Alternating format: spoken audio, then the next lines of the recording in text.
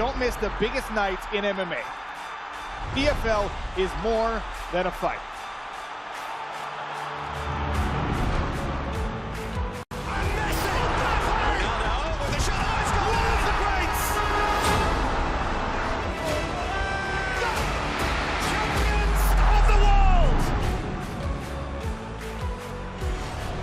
There's all to play for, which is so exciting. These teams have to come in here and give it their all.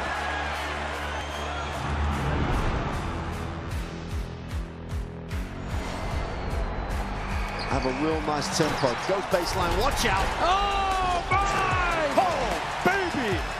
All the way down the runway for a big-time throwdown.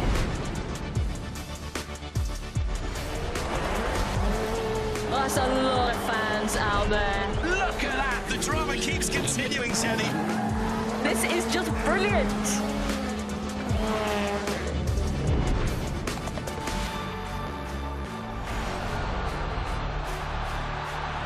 He strikes. Starts as you mean to go on. But this is the danger of the top two guys, and that nuclear weapon that is. Oh, hello, goodbye. Score! In the back of the net. And shoots. Score! Of Serie A action. We'll bring you so much of it here on The Zone. Magnificent.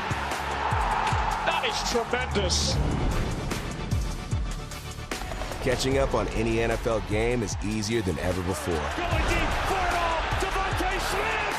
He has got it. Touchdown. Your Eagles are world champions again.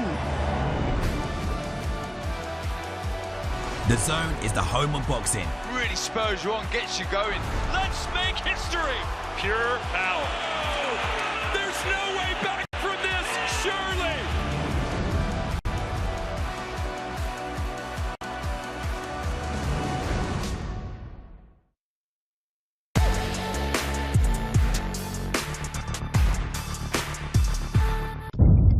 The following program is recommended for those 16 and over, as it contains sporting violence, possible bad language, and flashing imagery.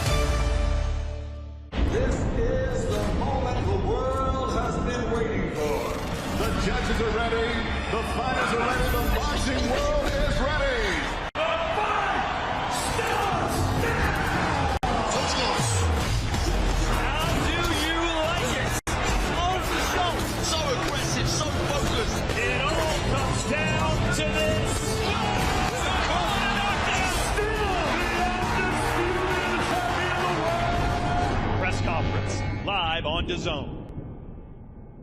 Okay, here we go, people. Press conference day, which means we are 2 sleeps away from people throwing hands. I have a feeling that something's going to happen today because, well, Chris Eubank Jr. is in the building, and a Chris Eubank Jr. press conference is a press conference that is must-see TV. Also, by the way, come close, cameraman, Adim Azim versus Kurt Scooby is getting interesting. Anyway, you know what to do. Lock in. It's press conference day. You think about great rivalries in boxing, you think about Chris Eubank and Nigel Benn. 35 years on, the Sons of Legends reignite that flame. His dad don't even like him. How many eggs did you have to eat to fail those 2 judges? Oh! Tempers flaring there. Really has erupted down on the stage. My own father, a man I idolized for my entire life, thinks I am a disgrace. It's a main event that has all the ingredients for a classic, the chance to settle the score. He's here! And the crowd are going wild! Father and son reunited! Let's get this party started!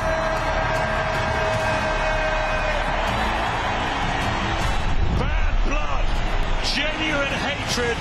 The story is like no other. Chris or Connor? Here we go! Big right hand from Eubank. Back comes Benn. He's knackered. Switch on.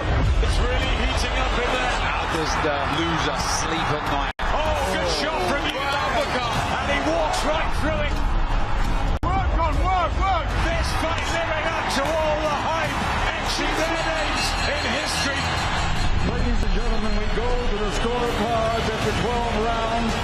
The winner by unanimous decision, Chris Eubank Jr.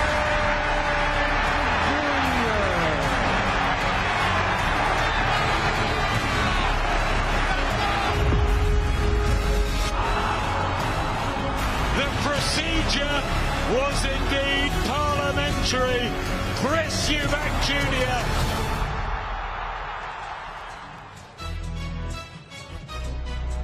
Here we go. We're getting close, aren't we? Getting very, very close to something special happening at the Tottenham Hotspur Stadium on Saturday. Before that, we have to deal with the press conference and the weigh-ins. Welcome to the press conference. Here we are in East London, Canary Wharf.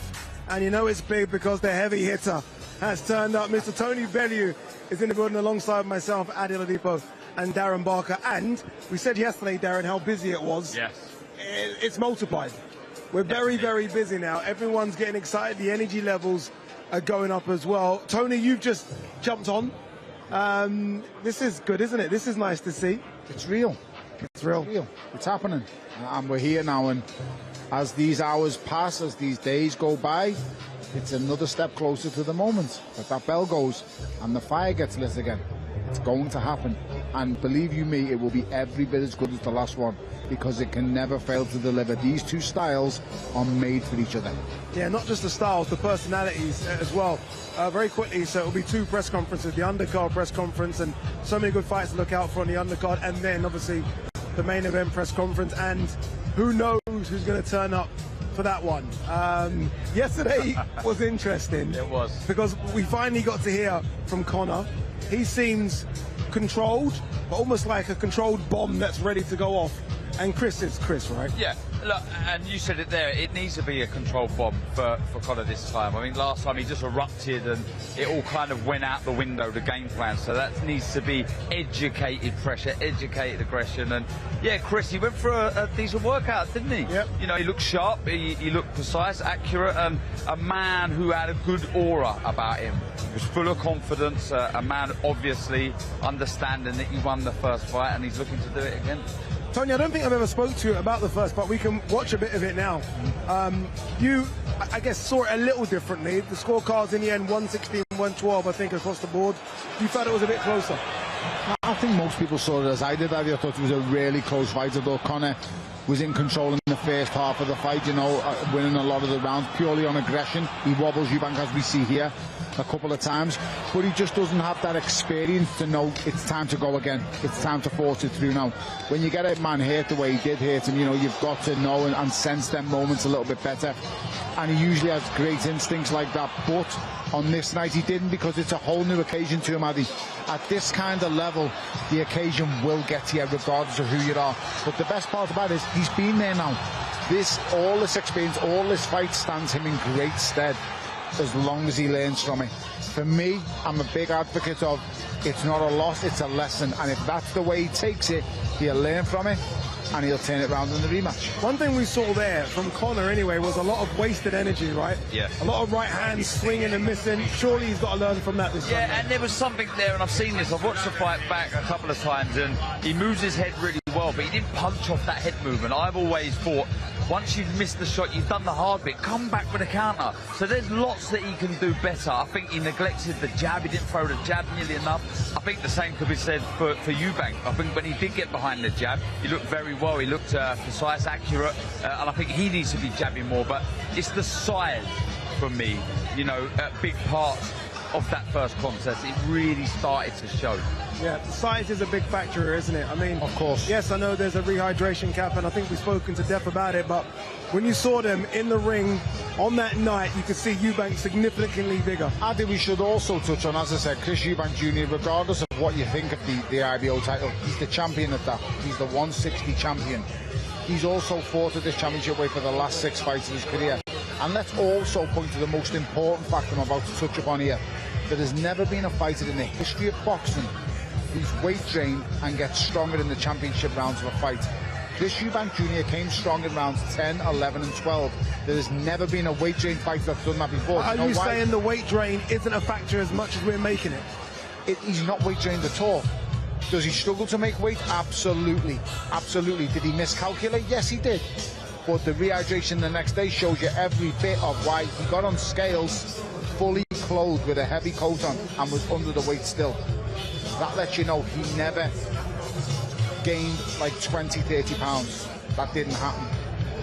Weight drain fights that they don't come strong in championship rounds. They deplete, they fall apart because the bodies can't take it. If you've done that much damage, it betrays you. That's what your body does when you're weight trained. I'm not saying he doesn't struggle to make weight. Of course he does. But he's a middleweight. And let's also touch upon, he ain't the biggest middleweight either. You want to look at big middleweight, look at Andy Lee. That's a big middleweight. That's a monster of a middleweight.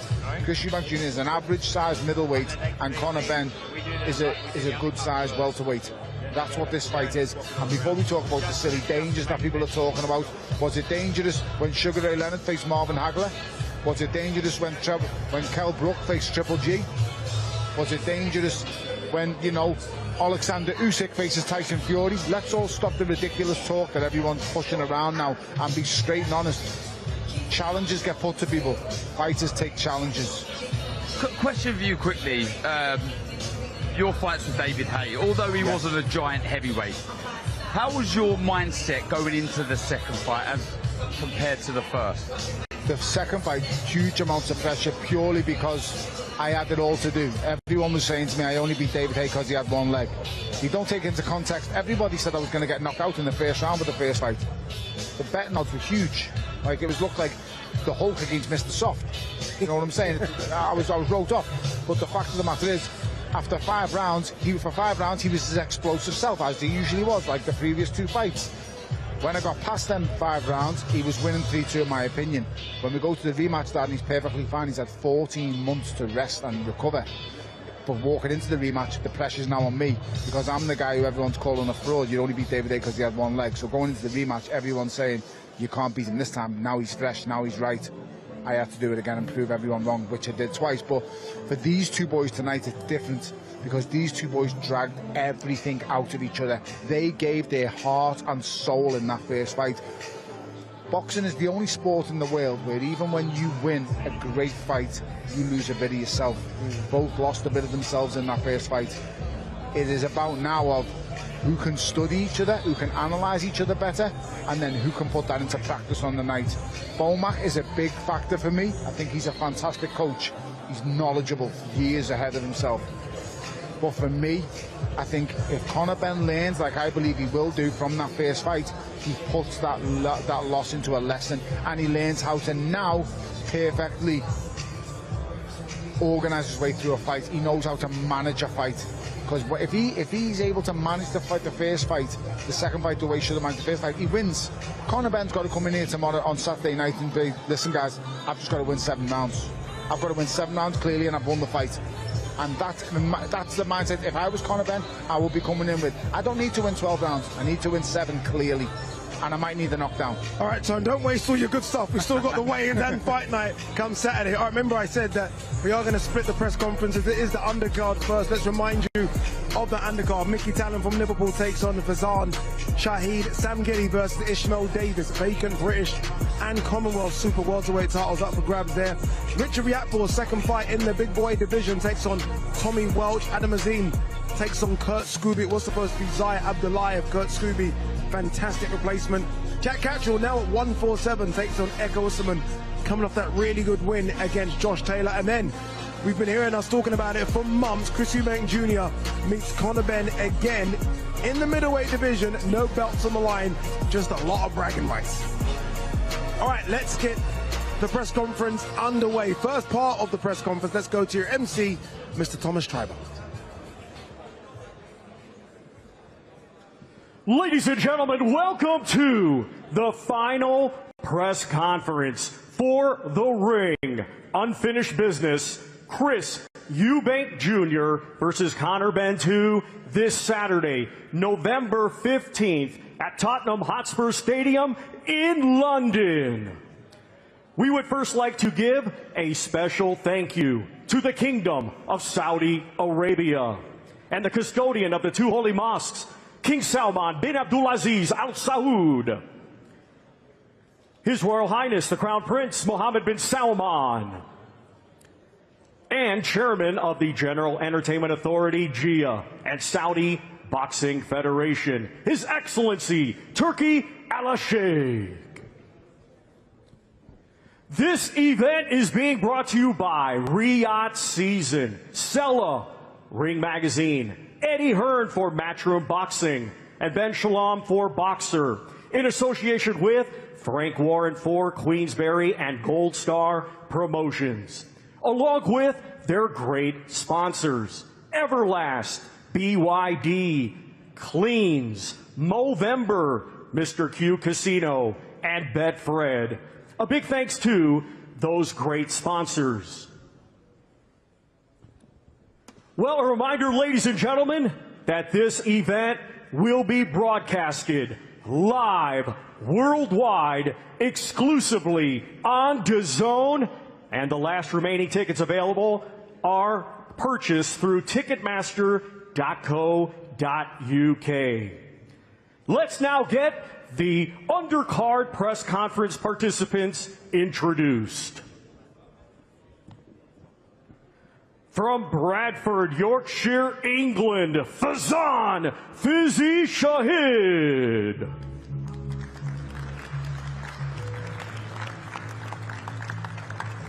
From Liverpool, England, Mikey the Omen Talon.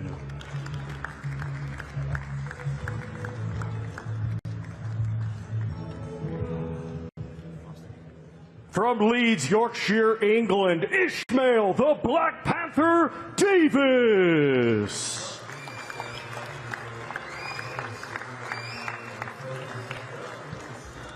From Walthamstow, London, England, Sam Magic Man Gilly.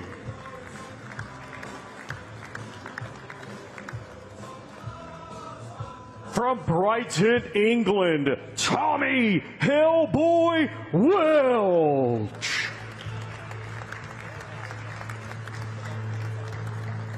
From Walworth, London, England, Richard the Midnight Train Riakporhe.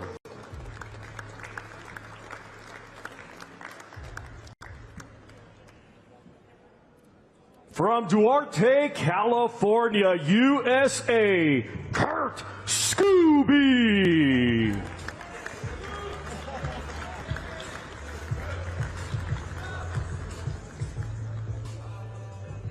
From Slough, England, Adam the Assassin Azim.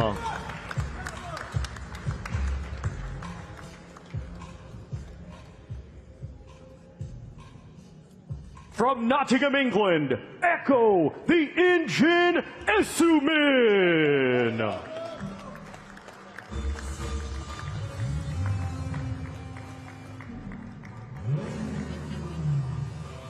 From Chorley, Lancashire, England, Jack Elgato Catterall.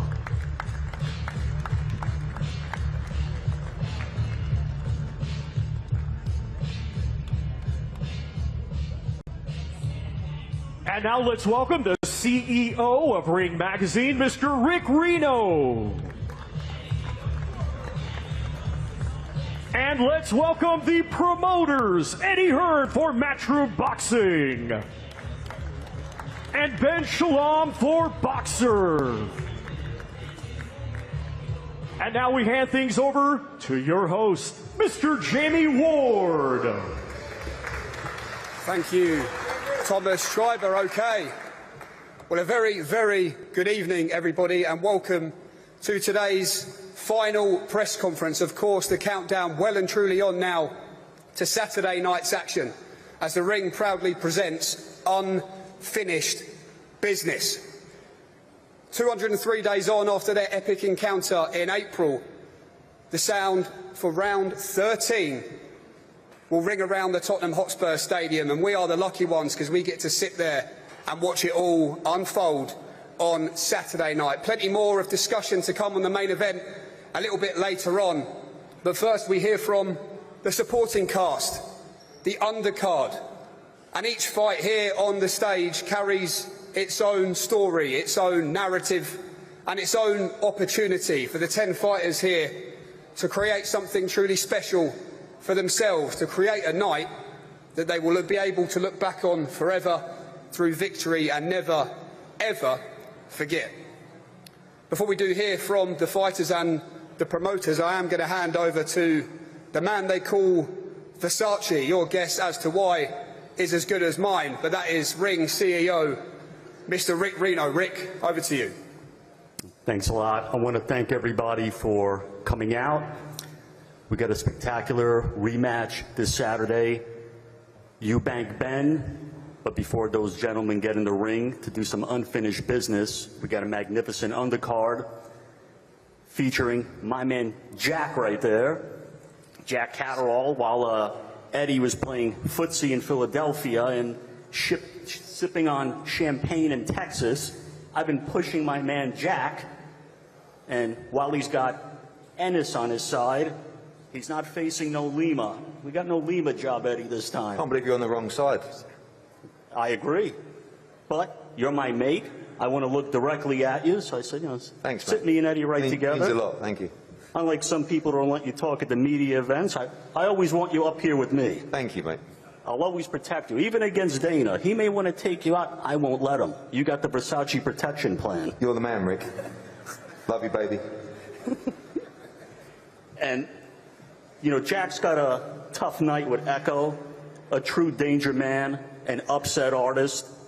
Just sent Josh Taylor into retirement. And they call him the engine, and he does have an engine. And he can fight. And that's why it's an intriguing contest. You know, I know Jack should have been undisputed world champion. It got taken from him. And he wants to get back there again. But Echo has some ideas of his own, and it's going to be some fight. And I really look forward to it. Adam Azim, one of the rising stars in British boxing, he's got a tough assignment as well. You know, I was watching Kurt at the open workout, and he looked jacked. He looked completely jacked.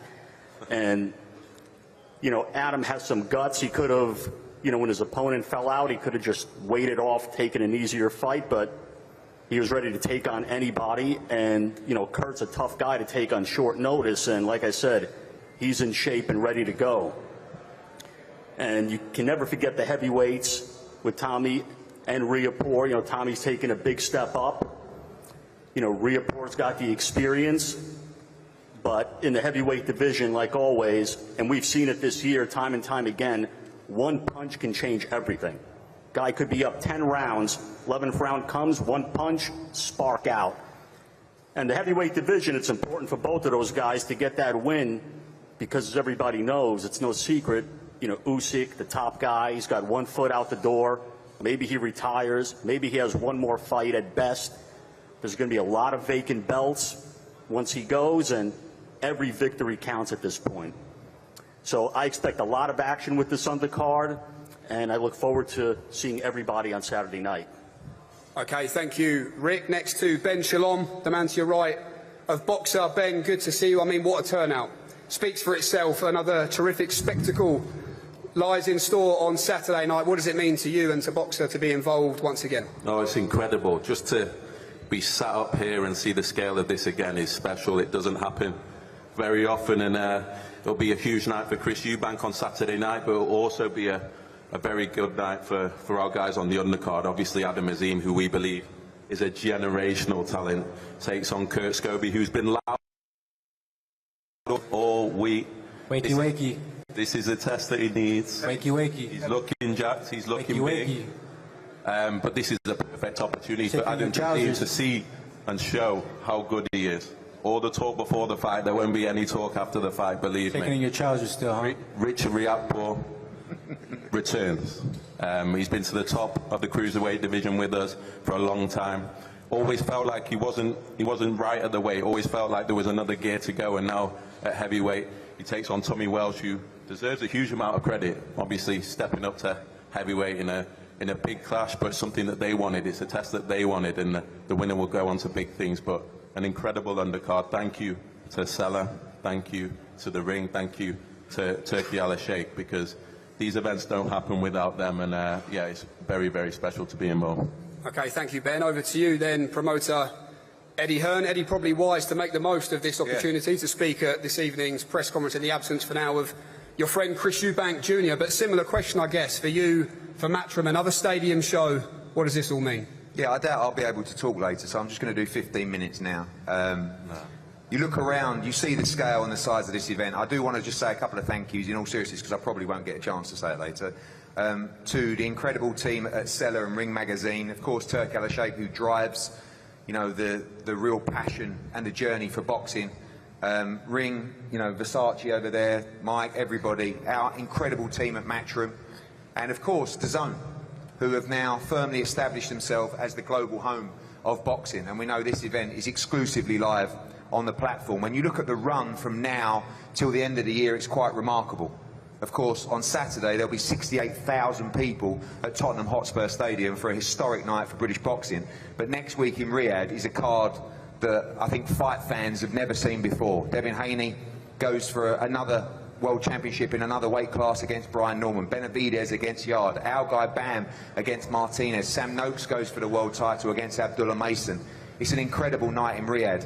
And the week after that, one of the biggest stars in British boxing, Ben Whittaker, makes his Matchroom debut in Birmingham. What a fighter, what a signing from us. We can't wait to see that young man shine before we head to Monaco on December 6th for a breathtaking card. December the 13th, Stockton, California.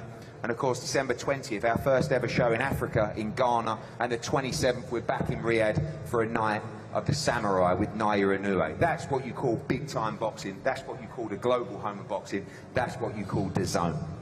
In terms of the main event, I'm sure we'll cover that later, but this is an unbelievable card. A couple of words from our guys, the man to my left, and Ricky's right. This guy should have been the undisputed champion at 140 pounds.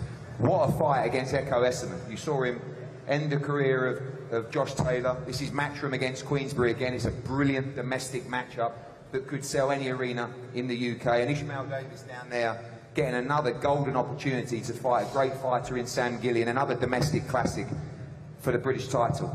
We can't wait. This is what dreams are made of. 68,000 people at Tottenham Hotspur Stadium. Benn, Eubank, 4 is what it is. Thank you to everybody involved. Good luck to everybody on the night. Be safe. And we look forward to another historic night at Tottenham. Thank you. Okay, thank you, Eddie. Well, let's now hear then from the most important people on this stage, of course, this evening. That is, of course, the fighters. 6 rounds in the flyweight division kicks things off. A 5-fight undercard, as I say, building towards the main event on Saturday night. And a big chance for Mikey Talon, 10-0 from Liverpool, unbeaten to shine on the big stage.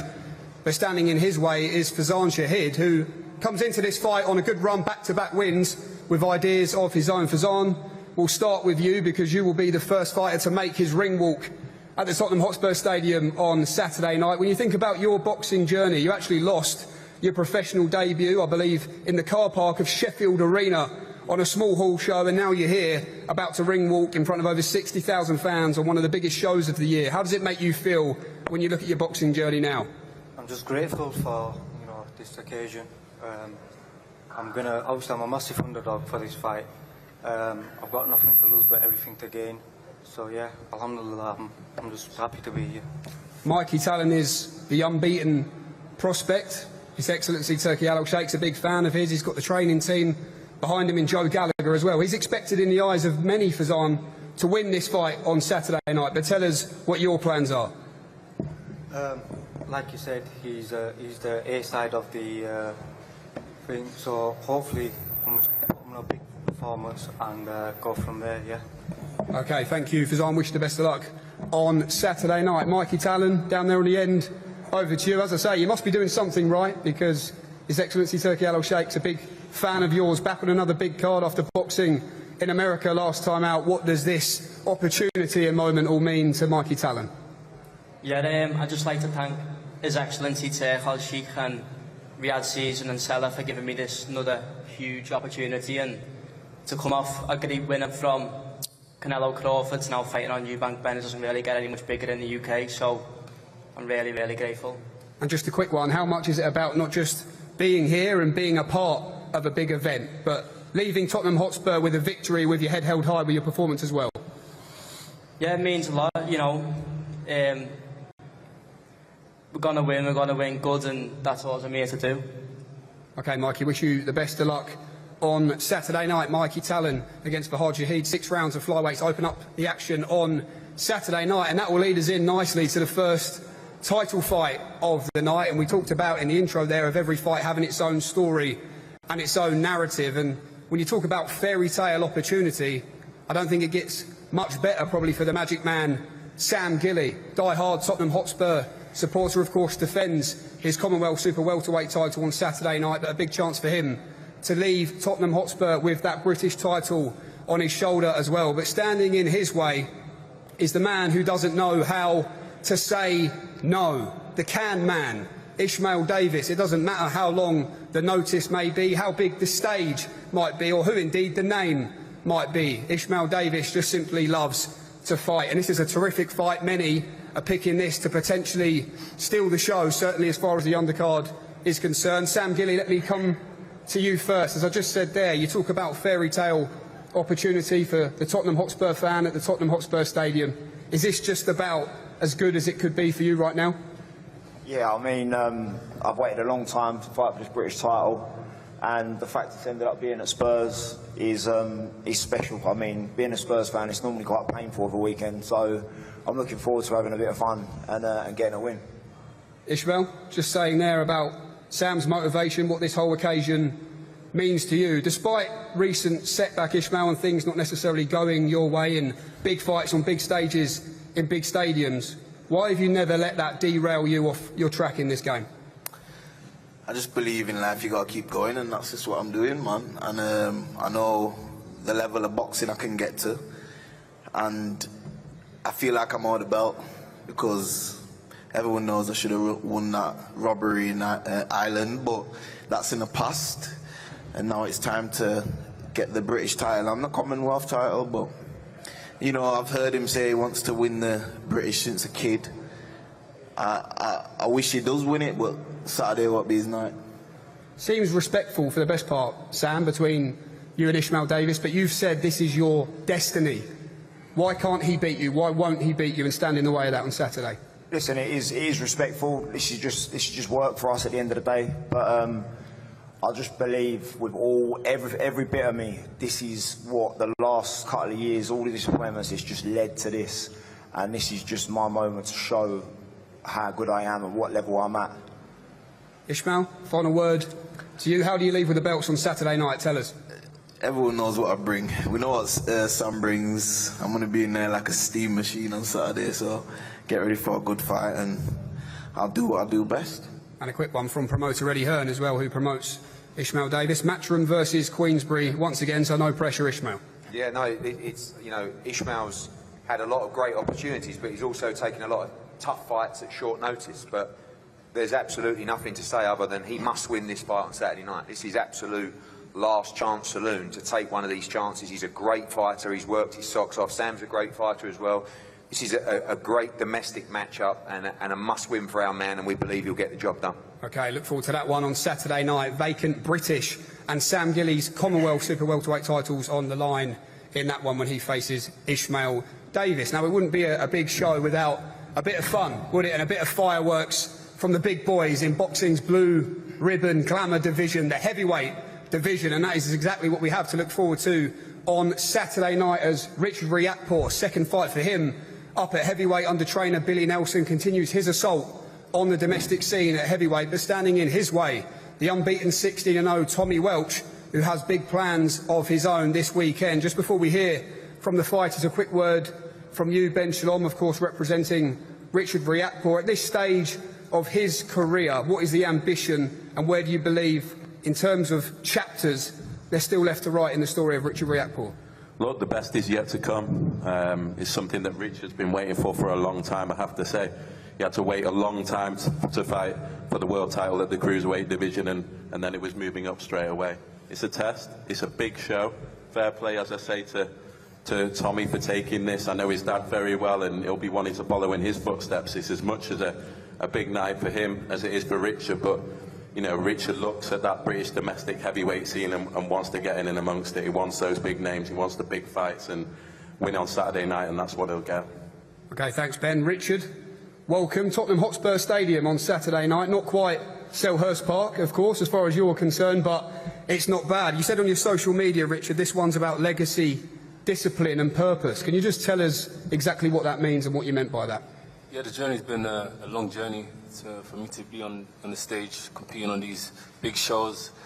A lot of people don't know, but pre-COVID, things are very different. You know, to get on these stages, you have to win some big fights. You know, I was just talking to Sam about this a minute ago, but the journey continues, and we want to get one world title at heavyweight, so we're just working now towards that. And my test on Saturday, I'm looking to put on a dominant performance. A few comments in the build-up from Team Welch about moving up to heavyweight at the age of 35 at this stage of your career maybe isn't the wisest idea. I just wonder what your counter-argument and response to that would be. Well, everybody has their own opinion, and it doesn't mean nothing to me. It's all about the results, and the results will speak for themselves. Tommy, welcome. Heard from your father, Scott Welch, of course, former British Commonwealth and WBO World Heavyweight title challenger Scott Welch, that you've been ready for a little while, built yourself up nicely to 16-0, but you said for some reason or another, perhaps the opportunity just hasn't presented itself. Now you are here. You've called yourself a nobody, Tommy, in the build-up, so what are we all going to find out about the nobody on Saturday night? Firstly, I just want to say hi to everyone that's turned out. It's pretty incredible seeing all these faces here for us guys and the top boys on the show. It's pretty incredible. I think Turkey and all the promoters involved have done a fabulous job in providing some of the best nights in boxing's history, and to be a part of it is quite amazing. And yeah, I'm looking forward to this challenge with Richard Riakporhe. Again, you know, I think he's moved up at the wrong time. He failed at cruiserweight against Chris Billam-Smith, who's in the building.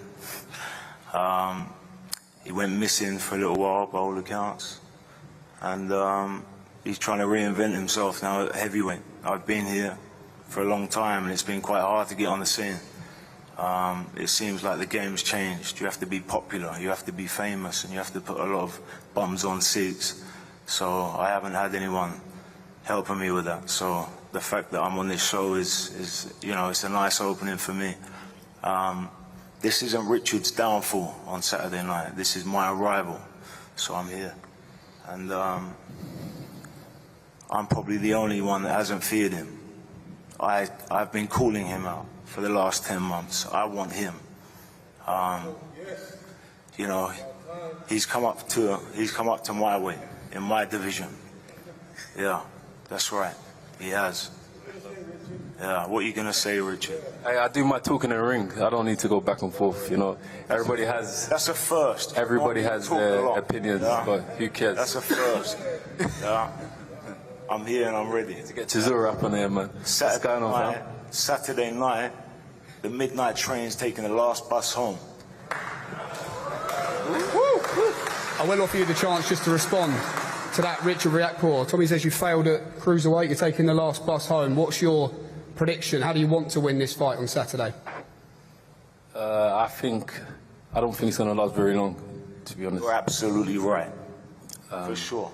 You're right. You ain't no sniper. You haven't sniped anyone out. Just tune in, fans. You're going to love this. Trust me. No sniper. We've been putting in some work for this. What a sniper is. I'm looking to entertain. Yeah. I'm just letting you know. We're here and we're ready. Yeah, we're ready. Who are you? Yeah. Who are you? Bro. Hey, let me tell you something. Yeah. You've had 15 fights. 16. 16. And you're my 17th. Tomato cans. Yeah.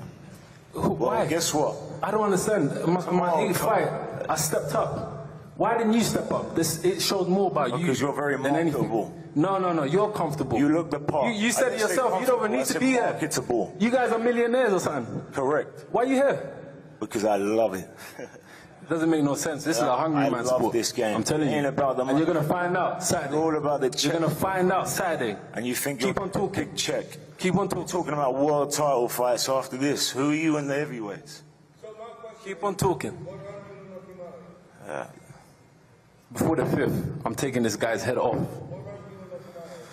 I want to box him and move. Okay, thank you for your hand there as well. Derek Chisora down there in the front row. Well, listen, I thought this next fight that we're going to speak to on the top table here would steal the Undercard press conference, but how good was that big fight to look forward to in the heavyweight division between Richard Riakporhe and Tommy Welch? The next fighters we are going to speak to, though, a good fight this. Adam Azim, widely regarded by many, 23 years old, 13-0 as one of the best young prospects, not just in British boxing, but indeed world boxing, was due to face Zawa Abdullayev on the show this week.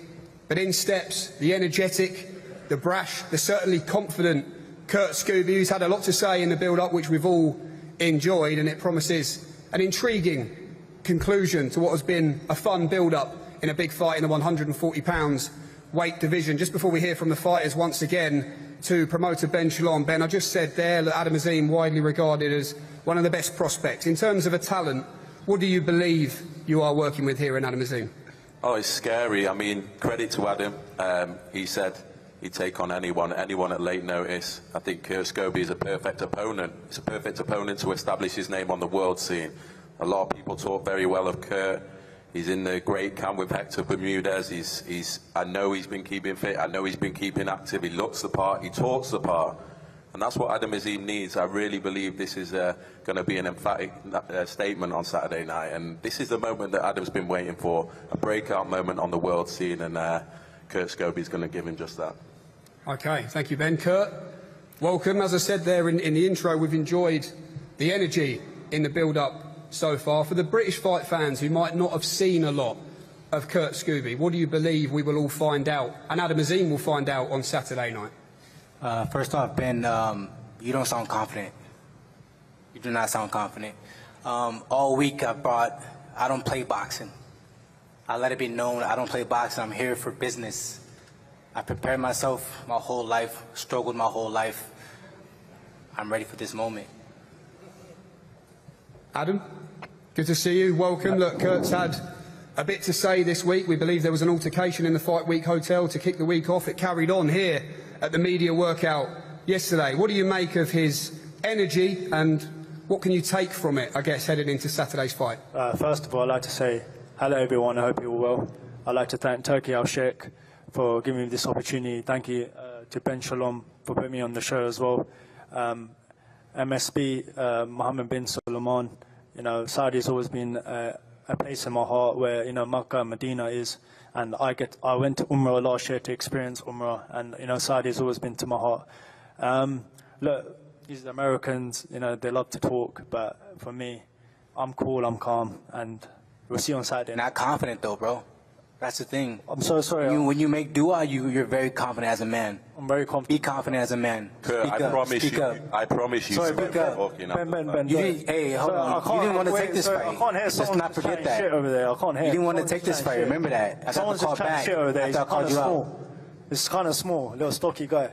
Yo, it's funny. You didn't want to take I think this he's fight. trying shit again. You didn't want to take this fight. Ben, we had to call Ben and tell, hey, Ben, make that shit happen. You're like who you were. You're like a little kid that Make comes that from school, happen. mate. You're like a little kid that comes from school, like with your backpack. Yeah. Calm down. I'm gonna take your lunch. You're gonna take my lunch? Taking your lunch. I'm taking your lunch. Your cars, your Corvette. You can take my lunch. Are you able to defend that? Are you able to defend your cars, your luxuries? Are you able to defend that? You're the kid. No, you're not. I'm the bully, man. Sound confident, son. Mate, sound confident, son. I'm very confident. Put face in your voice. Sorry about it. You see on Saturday. Sorry about that. Kurt, it seems that you've tried this week to make Adam Azim feel uncomfortable. Do you think you've succeeded? Try? Nope. Try? You're Got trying. his family That ain't gonna yelling happen at me right now. I think we got in. I think we did very, very well. Did very well. Look at his brothers. Yes. Way in your head. Raggy. Yeah. Yes, sir. Has he wound you up, Adam, at all? Is this a new challenge for you, the mental warfare to face? I'm not wound up. I'm very calm. Saturday, I'm just going to show him in the ring, that's all. Rent free. Alhamdulillah, I'm very grateful for where I am. That's it. Rent free. Quick prediction, Kurt. How does this go on Saturday? Rent free. Take those glasses off and look at me properly, innit? There you go, my friend. Rent free. All day long. Sit back down. Hey, rent free all day long. Sit down now, I'm little beating your ass. Pause. I'm beating your ass. I'm going to beat your ass, and I'm going to beat Devin Henry's ass after that. Your boy, mate. Hey, it's good you have to have the security guard hold you back. Every time the security holds you back, you bit If the security weren't there, when I see you in the lobby, are we good? No. The security is there. Hell no, we're not good. I hope you can. Hell no, we're not I good. hope you can fight. I know you can fight. You're fighting a fighter. Ben, you're shaking your trousers every day, every time. You're fighting a fighter. I hope. Hey, didn't Ben come and have you shaking your trousers? I hope you can. Is that what they call trousers over here? I hope you can fight. You're fighting an actual fighter. Really hope you can. You're actual fighting an actual fighter. You didn't. The 18 fights you had, you haven't fought no. I'm gonna talk that shit too. There's kids. I'm gonna talk that shit too. Your kid don't swear. You don't sound confident, son. Final prediction, Adam. Tell Kurt Scooby how he beat him. He's going to get a proper demolition job on Saturday. Alhamdulillah, I'm grateful for where I am. Let's see you on Saturday night. You don't believe in himself, man. That's crazy. I believe in myself. Worry about that. I can hear it. As a person that believes in himself. If you can't hear it, then that's the issue. You know that, right? If you can't hear it, that's the issue. That's crazy to me. If you can't hear it, then that's the issue. Good thing you can hear, my friend. Identify someone that doesn't believe in himself. Make more du'as, please. You should make dua as well. We're both Muslims, right? Yeah, I do. We're both Muslims, right? You're a Muslim, right? Maybe we'll make dua. Of course, I'm gonna make more dua for my Muslim myself. brother, I pray for you too. We can make dua together after I beat you. But after I beat you, we can pray Isha together. That's probably after the fight. It's Isha, right? Yeah. After we had a good fight, me and you, and I beat you, we pray Isha Burger together. too. We got a burger. Yeah? Vegan burger for me though. You want a burger as well? I'll get the beef. You get the vegan. No problem. Okay. Business to take care of. First of all, on Saturday night. Thank you, gents. Thoroughly enjoyed that. A great fight to look forward to between Adam Azim and Kurt Scooby, and also a great fight to look forward to in the welterweight division. What a year it's been for the engine. Echo Esserman comes into the fight on Saturday night, ranked number 3 in the world with the WBO after a career best performance and win against Josh Taylor up in Scotland to face the former arch rival of Josh Taylor, a man in Jack Catterall who begins a new chapter under new trainer Bozy Ennis over in Philadelphia. Jack has been honest, hasn't been happy with the 2 performances this year against Arnold Barboza Jr. and then his first fight, of course, against Harlem Eubank. Big fights on the horizon for both. No pressure at all, lads, as well, bearing in mind how the last 2 press conferences have just gone. I look forward to hearing this next one. Firstly, a quick word, though, from promoter Eddie Hearn. Eddie, you touched on it at the start there. A big fight for your man in Jack Catterall. As I say, Echo Esserman very well positioned, but as is Jack across the board. What do you believe is at stake for the winner? A world title shot, simply. I mean, they're 2 tremendous fighters. It's great to see a domestic fight at world level.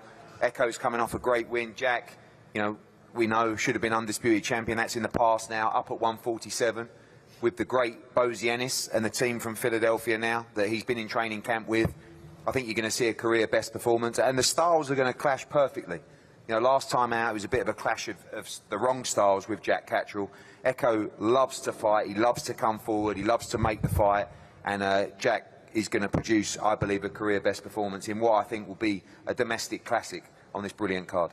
Okay, thank you, Eddie. Echo, firstly to you, welcome, as we just said there, sitting very pretty across the rankings, across the board right now at £147. What does Jack Catterall represent in your journey and your story right now, do you think, on Saturday night? Well, first of all, big thank you to Turkey Al-Sheikh, Seller, Matchroom and Queensbury for getting me on this card. Glad to be here. Big show out. Glad to see everyone here. What is in front of me? Awkward customer, tricky character, but I can be more trickier, so I'm looking forward to it. Jack, a tricky customer, perhaps a fair assessment, but in terms of where you're at right now, you've talked about in the build-up not being too pleased with your performances so far this year. You've changed trainer. Are we silly to expect a completely different version of Jack Catterall on Saturday night? Yeah, that's all in the past now. I'm focused on Saturday. I know what I've got in front of me. I've prepared well, I've prepared hard, made many sacrifices, so I'm switched on and I'm ready to come do a job on Saturday night. Echo, you've told us this week that you just have more than Jack Catterall. In your own mind, in your own words, just tell us what you believe makes you a better fighter and why you win this fight on Saturday. Well, what makes me a better fighter? Everyone just knows me by the engine. They don't know me by the Spectre. They don't know me by my other alter egos. So when we get in the ring, come Saturday, you're going to see a world-class performance where I'd put that statement performance to everyone on the world stage, see exactly who I am. And as I say, you're ranked number 3 with the WBO. Big fight next week in Riyadh between Devin Haney and Brian Norman. You believe a win over Jack Catterall here can take you to that world title shot next? When I win, it will. Jack, and for you, listen, everyone has their opinions on where you should have been in your professional journey in terms of being a world champion, but is that what you see it being at stake for you on Saturday night in this fight with Echo Westerman? Yeah, of course, there's some great fights to be made, but that's all irrelevant now. We've both got to fight Saturday, and that's all I'm focused on. Echo's a good fighter, but he doesn't bring nothing I've not seen before, so I'm looking to go in there and put on a show for everybody Saturday night. How do you believe you do it, Jack? Just finally, in your own words. Yeah, that's it. I'm going to meet him in the middle of the ring and I'm going to show him what's up. Echo, final word to you. Jack has never seen my version of beautiful violence, so it's going to be a good fight. Everyone look forward to it. Okay, how good was that? What a lovely way to end. Beautiful violence guaranteed then in the undercard. We will now pause. We're going to face off the fighters of the supporting cast. Short break before we return for the main event.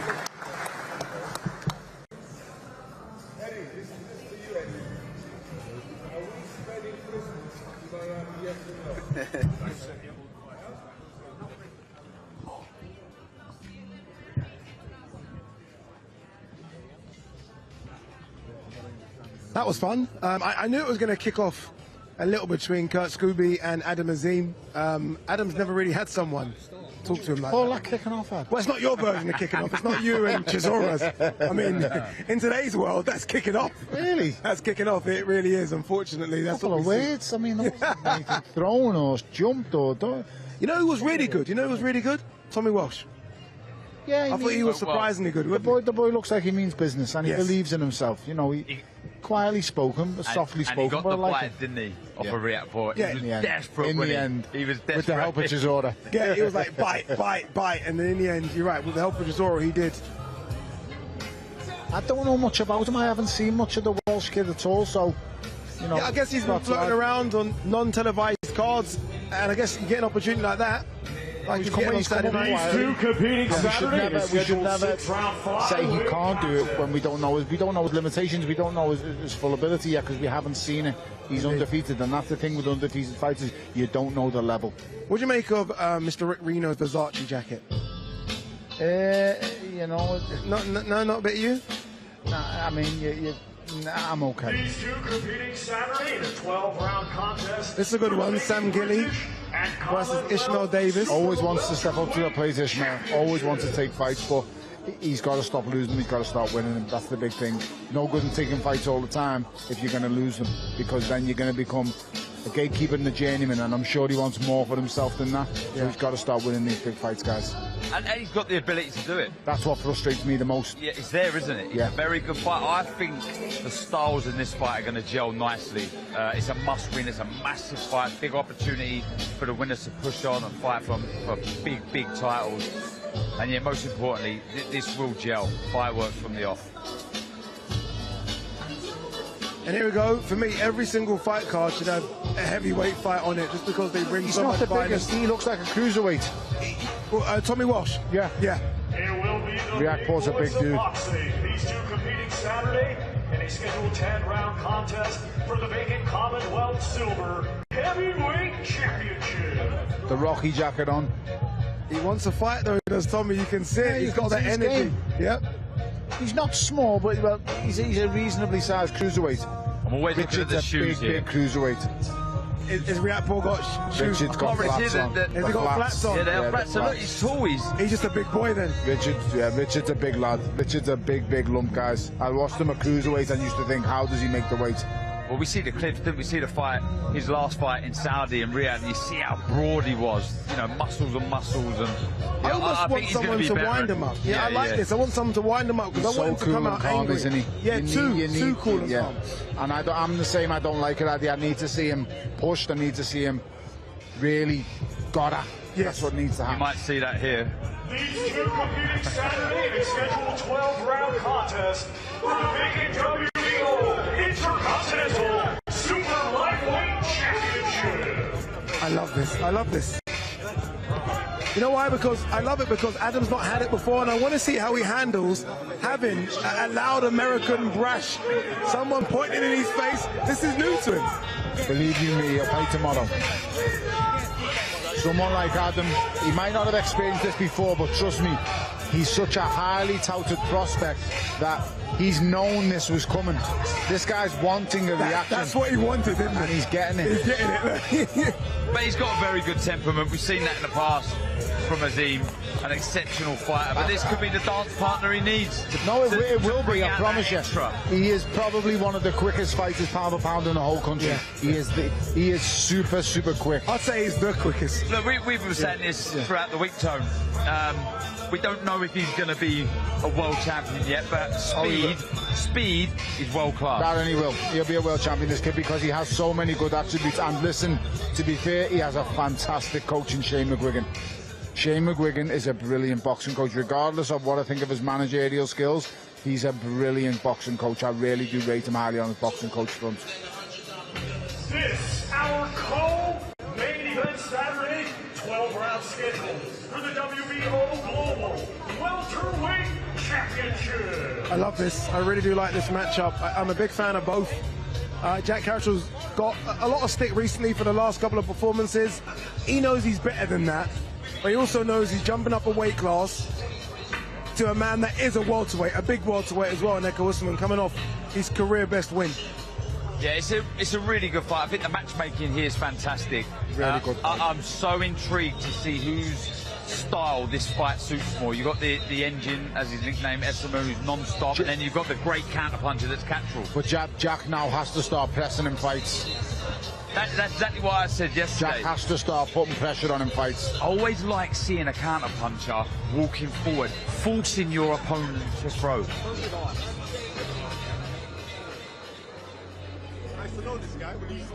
All right, so that's the Undercard press conference done. Eddie Hearn mentioned, didn't he, on stage about this magnificent show we got November 22nd, Ring 4. Here's a little teaser for you. Live, only on DAZN, November 22nd, the Ring 4. In boxing, gold is everything. And on this night, every fight feels like a main event. David Benavidez, the undefeated Mexican monster, defends against Anthony Yard, London's heavy hitter, a warrior who's gone toe-to-toe with the best and has the power to end anyone's night early. But the action doesn't stop there. Devin Haney, a two-weight undisputed king, chases history in yet another division versus Brian Norman Jr., the undefeated champ. while Bam looks to unify more of his division if he can break Fernando Martinez. Plus, Abdullah Mason and Sam Noakes clash at lightweight for the WBO title. This is more than a fight night. It's 4 world titles in 4 different divisions. It's the night of the champions. The Ring 4, November 22nd. Watch only on DAZN. With Aaron today, played with him. That really is a fantastic fight card, isn't it? Ring 4, Night of Champions, Saturday, November 22nd. The main event, can you see it right there? David Benavidez taking on Anthony Alt. Then, December 27th, Ring 5 card, Night of the Samurai, headlined by maybe the best fighter in the world right now. Naoya Inoue takes on Picasso. Remember Nakatani on that card as well. And then she's back, the great Amanda Serrano coming off that defeat. Katie Taylor takes on Erica Cruz. That one, January the 3rd. Fantastic schedule. That's all on DAZN in the next 2 or 3 months. All right, this piece I'm very proud of because yours truly had a big part to play in it. This is the rivalry line that was filmed on a train by me, talking about Chris Eubank Jr. and Conor Benn and their fathers as well. Welcome on board the rivalry line. I personally do hate him. Today we're going to take you on a journey through one of British boxing's most fiercest rivalries. Each stop tells a story. If my opener, why can't I do it? Each station carries its own bit of history. His dad don't even like him.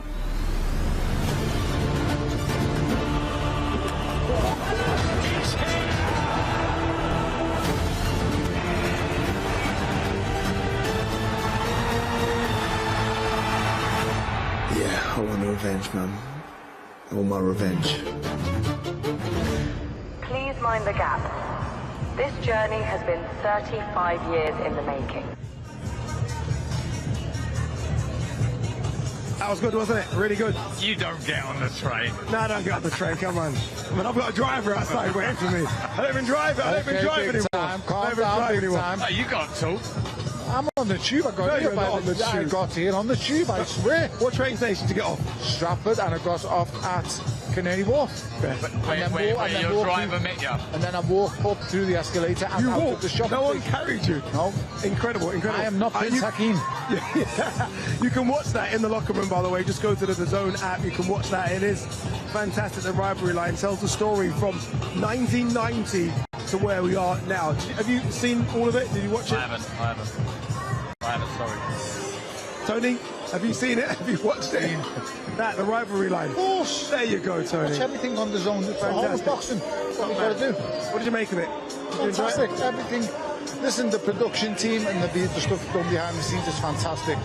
You know, it's the history lessons that's given out, and it's very nostalgic. It brings everything back, and it's just quality. I look forward to watching it this evening. Yep, go to the locker room. I will. And watch it, or you can watch it. Do a bit of studying for once.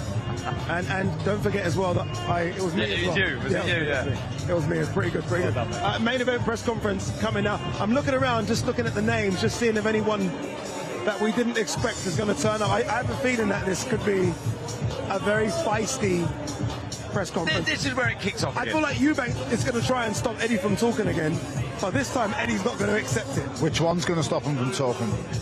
Oh. What, because if you look at that table, there's 2 names up there. There's junior and there's senior. He's going to have to compete with 2, not 1. I feel like Eddie can do 1. I don't know if Eddie can compete with both. Listen, it's going to be a tough job. Yeah. Don't rule out Nigel and Chris exchanging a few words. Good, isn't it? The nostalgia. The nostalgia, indeed, it really is. And you know, I mean, we've been talking about Eddie going back and forth and Nigel. I mean, Conor and Chris will go back and forth, won't they?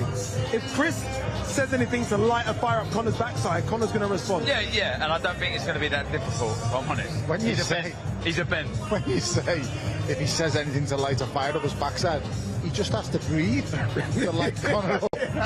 And that's enough. He doesn't need to say anything. So, I've told you guys, if you want to make the best firework, you find the best ingredients. These two, put them into a firework, it's going to explode every single time. They will always make the loudest bang. They will always be the most explosive, brightest noise. So these styles and these personalities cannot disappoint every single time. Benns and Eubanks are meant to be with each other. Yes, they are. They are. This was at the media workout yesterday. Let's show you a bit of that. Both guys actually went through a workout. Most people get in the ring and do nothing, really. These two actually said, you know, we are going to work out. Chris actually did a proper workout. Got a little sweat. Obviously, as we've mentioned, Bomac now back in his corner. Bomac didn't do much, just enjoyed. But that's what Bomac does. He's more of a talker than a doer in terms of getting in there. You said it yesterday, you know, he's used to the big moments, he likes the big shows, and you could see there was a real buzz about him. His energy was really good to see yesterday, and so was Eubank Jr. You know, there's an aura surrounding him, a real confidence. Yeah, and if you're Bomac, I mean, you just come from the Allegiant Stadium where your man Terence Crawford is beating Canelo in what is the biggest fight this year. You're going to walk into this venue with so much confidence. Yeah. So much. Absolutely. Obviously, it's different, it's Conor, but regardless, you're going to walk in with confidence. Especially when you know you was in Eubank's corner when he put on his best performance against Liam Smith, maybe. I know it has asterisks just because Liam. I get what you're pointing. I get what you're saying. But let's just relax here for a second. He ain't walking into the arena with Terence Crawford. He's walking in with Chris Eubank Jr. And the capabilities and expectations are totally different. So let's just. Yeah, but the expectations, he's a favourite, are still to win. He's walking in with the favourite. Of course he is. Yeah. But he walked in with the underdog, with Terence Crawford, and he walked into a hostile environment. You know, full of, you know, Mexicans in Canelo's hotbed. That's what he walked into against all the odds. He walked in on Saturday night with the favourite, with the winner from the first fight. So actually, he has more to lose. And do you know what as well? Bomac has an ego and he has a confidence that obviously rubs off onto Eubank Jr. Though obviously not as technically sound, doesn't have the ability that Crawford does, but that confidence, that, you know, success-free success, that will filter through to Eubank, and that's so important. It's fine lines, it's fractions. This is why I touch upon he's important, because he's going to need moments in this fight, this Eubank Jr., where he goes someone to calm him down, listen to. Because let's all be honest. Does anyone think he was listening to Jonathan Banks in that first fight? He fought that fight his own way, and he planned to slow down in certain rounds, and he thought, I'm going to come on strong late and try and get rid of you. He didn't expect it to go late, but when it did, he timed and performed perfectly at the right time. Bomac will be telling him, I've trained you, I know what you're capable of, I know what you can do. Do this now, do this now. And I believe he'll listen. But no matter what Bomac says, he can never keep Conor Benn off him, because he's not a good enough boxer to keep him off him. And he also, let's be brutally honest, this Eubank Jr. can no longer fight for 3 minutes a round. He fights for 2 minutes tops. He does not fight for 3 minutes a round. Conor does. But Conor's got to pace a fight, and I hope he's learned from the first fight, because if he does, it stands him in great stead. But it's all about management of this fight. Just go and win 7 rounds. Then it goes back to who's willing to go to that place again. Back to the dark spot. That horrible place. Both, you know, there's going to be demons right? there. Both, I think we know that both of them. But who will go there first? Who will go there first? Who will need to go there first? Conor. Conor will need to go there first. And sustain it. Conor will need to go there first. He has to go there to drag the bigger man into there. He can't stay on the outside where it's nice and where you can score shots and get away. Conor has to go into the fire every single time, because he's the smaller man.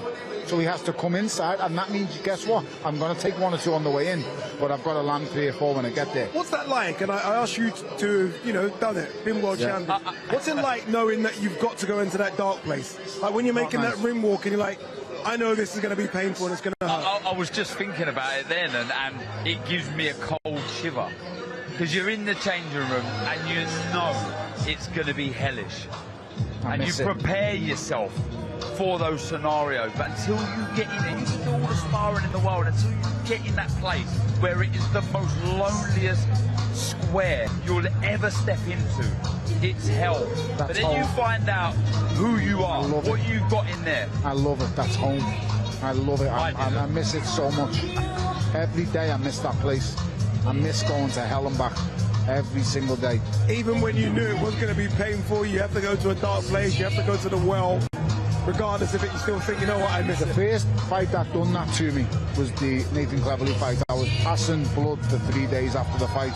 I was proud of it. It was a badge of honour because the guys I'd studied and read about over the years, they'd been there too, and now I knew how they felt. I love going to the dark place. I wish I could live there because that's where I shine. That's what excites me. I believe it excites these boys as well. But the older man will not want to go there as quick as the younger man. I tell you what's brilliant is when you know you're going to hell, but you can drag your opponent down there with you when they don't want to be there, and you can show them I'm the boss. You know what I like about this fight, and you both mentioned it, both of them are like that. Both of their dads were like that, like, okay, let's go to that place, and we need to go to that place. We saw Conor yesterday, didn't we, as well? Media workout, it looked good as well yesterday, didn't it? One thing about Conor yesterday that I think most people picked up on, looked a bit bigger. I think looked a bit stockier. He's now used to the weight, isn't he? He's now used to being, I guess, a middleweight. I think so. Look at the neck on him yesterday. I mean, really broad around the shoulders, the arms, the back. And, you know, you maybe think if I can bulk up a little bit more into this division, that shot that I landed in the third round may have more effect. You know, if I can catch him clean again, but that bit more solid, that bit more middleweight structure to my body, it may have a different effect on him. Yeah, listen, I think he's basically nearly a fully fledged light middleweight now. He's here! He's here! He looks in great shape. And listen, he's going to have to, like I said, I can't harp on about it enough, he's going to have to manage this fight, and he's going to have to manage the pace, because like I said before, everybody tires in the 12th round will at some point gauge you, judge you, and get your second win. But just before we jump into them, I give these boys so much credit. The likes of me and Darren, we fight on the circuit, we box around countries, we go around the world, we do it, we build up slowly and gradually. But our dreams as kids was always, one day we're going to be in them silk pyjamas. We're going to earn the stripes to get into them silk pyjamas. These two boys were born in silk pyjamas, and they want to drag themselves through hell and put the bodies through hell. I have so much admiration for both of them for wanting to do that, because no one will ever understand how lonely and dark and hard it is. And these two have run. These two have run the silk pyjamas in the bin and ran to the fire. And that speaks volumes for them as people and fighters. What are rivalries like? I'm going to stick with you, Tony, because you had two, right? Nathan Cleverly was one, and I grew up watching that, and it was fantastic. I still remember the first press conference where you stood up and was going to go for him, and you had David Haye. So you had two rivalries. What are they like? Does it fuel you? Does it like drain your energy because you know when you see him it's on again? What was it like? The Cleverly ones drained me, and when I was walking to the ring for the second fight, I felt like I had nothing in my legs because I was consumed. I was taken into the mental warfare of it all, and I paid it too much attention, and it really did. It drained the life out of me. But the Haye fights didn't take one bit out of me. I wound him up to the point where he wanted to really, really hit me, and I enjoyed winding him up. It was never personal. Well, for me, it was never bad. For David, it was very personal. I pushed him too far with the things I'd said to him and wound him up with. But with Nathan Cleverly, I was emotionally involved. Like, I was in there, and it drained the life out of me. I remember going home after that fight, and even though I won, I was just mentally, I was exhausted. I was spent. I wonder if that's how Conor feels, because yesterday when he was with us, he said he can't wait to get rid of this Eubank thing, didn't he? And I was like, no, surely, like, you know, you're going to miss that rivalry. He's like, no, I won't. I wonder if he feels the way he felt about Cleverly, like, it's just so energy consuming. Yeah, it's just completely consumed, not just boxing part of his life, but his life full stop. You know, he'd be eating, sleeping, dreaming about Chris Eubank Jr. He wants to get rid of that. He wants to get this done and dusted, doesn't he? Of course he does. He wants to get rid of the press conference quickly. He does, and I think he's desperate to put in a performance that he's worthy of, and one that he can be proud of. As proud as we all were, and I'm sure he was of his performance, the heart, the courage he showed, but tactically and technically just didn't get it right, did he? They thought he was coming for the money, and they thought they were going to get rid of him. They never envisioned he would absorb what he absorbed and keep on coming. Like I said before, a welterweight went in there with a fully fledged middleweight and gave him hell for 12 rounds. Can he go one better this time and get it over the line? It's yet to be seen. I think he can, but he's got it all to do, purely because you lost the first fight. You lost the first fight. No matter what I want to say, I want to dress it up. You lost the first fight. You've got it all to do now. So, can he? That's the $1 million question. Going back to the rematches as well. Yeah. How important was it in those rematches you had with Cleverly and Hayes that you grabbed the fight by the scruff of the neck? Right, I'm the boss. I'm the different man. I'm changed. They were doing. I'd had rematches with Old McKenzie, Isaac Chilemba. I had that with David Hay, and then obviously Nathan Cleverly. In every rematch, I studied them relentlessly. And that was the difference when I went into the rematch. And it's different when you're facing it the first time. You know what I mean? That's because the first fights, I've studied them, but you do things that he didn't do. The minute I hit them for the first time, you do things that couldn't happen. When I fight them in a rematch, he can't react any different because I've hit them now. So I know exactly where they're going to step, what they're going to do, when his setup's coming, when he twitches with certain things, what he's going to do, when he steps back. If the fighters have studied and paid attention and been diligent enough with themselves in preparation, you could have a really clear winner here at this time. That's the picture a lot of people have been waiting for. We don't get to see it on fight night. We don't have to wait to see it on fight night. We see it now. I think those two taking the stage is going to get an incredible reaction. It really is. I asked Darren Barker and asked Barry Jones, if Eubank does lose, if Eubank loses, and it's not a Benn trilogy, will Eubank fight again? Who's he going to fight? Who's he going to... Possibly. I could see a Canelo or a Jake Paul. I could see something like that. I don't see him... I don't want to be harsh, because like I said before, I've got a lot of admiration for him, from where he's come from what he's doing. But he ain't going to be a world champion. Unless the belts get fragmented so badly and he gets matched with another Avini Yildirim. He ain't gonna. So where does he go? He has to go where the money is, and the money's, I'm sorry, is in a Jake Paul, or it's in a freak show. I think if Conor wins on Saturday, the trilogy happens because it's 1-1. It's not going to be like the fathers. The trilogy will happen. Do you not want to see it? Conor go down to his natural weight class of 147. Of course. And you know the thing is about those fights down there, it's not just potential world title fights. They're money fights down there as well. I think he's not making 147 easy again. I don't think he can make it again. No, I think he can, but let me tell you, he's going to need a lot of time. A lot of time. I'm talking 4 to 5 months. Because he has to detract muscle now from his body. He's always doing that. He's lost a bit of muscle to make weight for this fight. But trust me, when you take the muscle away and deterioration, you go into ketosis and you do a ketogenic diet. Believe you me, that's hard and it takes away. I know, because when I went to face David Hay in 2 fights, when I came back down to cruiserweight, it's really hard. It's not easy and it takes something away from you. And he'll find that out, and he finds that out in the preparation when he's going back down to 147. He knows it on the night, but he finds it out in the preparation for it. I guess in an ideal world, his landing spot, as a few of the main protagonists take to the stage, I guess his landing spot really is 154 pounds. He's not done 147 for 3-4 years. He's now fighting at 160. You go in the middle somewhere.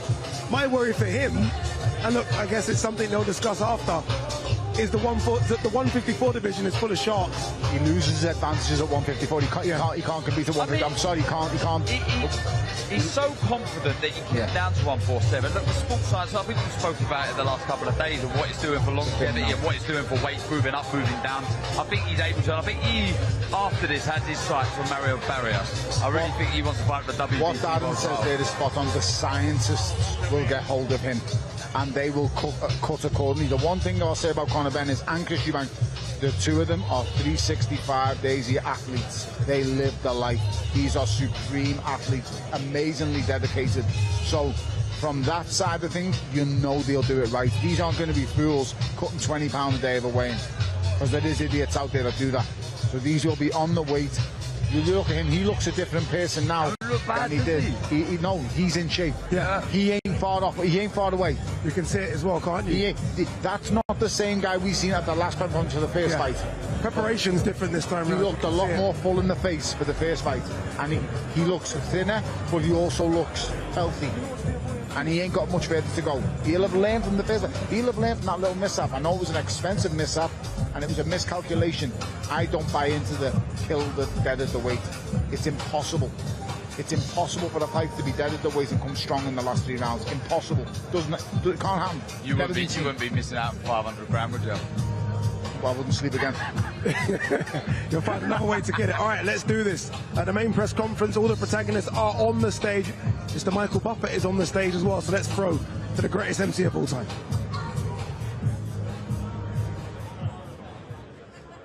Well, ladies and gentlemen, good evening and welcome to the final press conference for what will be an outstanding event coming up on Saturday, November 15th at Tottenham Hotspur Stadium here in London. It will be ring unfinished business. Chris Eubank Jr. versus Conor Benn 2 this Saturday, once again, November 15th. Tickets are still available. We expect to have about 60,000 plus once again for this fantastic event. 7 months ago, the two fighters you're about to meet stepped into the ring, the same stadium, and for 12 rounds, every minute it was toe-to-toe, and it became a candidate for Fight of the Year. We're going to do it one more time. And special thanks, ladies and gentlemen, for making this all possible, to the Kingdom of Saudi Arabia and the custodian of the two holy mosques, King Salman bin Abdulaziz Al Saud, His Royal Highness, the Crown Prince, Mohammed bin Salman, and Chairman of the General Entertainment Authority and the Saudi Boxing Federation, His Excellency, Turki Al-Sheikh. Well, this event is a presentation of Riyadh's Season, Sella, and the Bible of Boxing Ring Magazine. Promoters Eddie Hearn for Matchroom Boxing and Ben Shalom for Boxer. Sponsored by our great sponsors, Everlast, BYD, Cleans, Movember, Mr. Q Casino, and Betfred. And a reminder, everyone, it's live on DAZN worldwide exclusively. And once again, for the few tickets that are left and the fans that are thinking about this, it'll be a great night to come.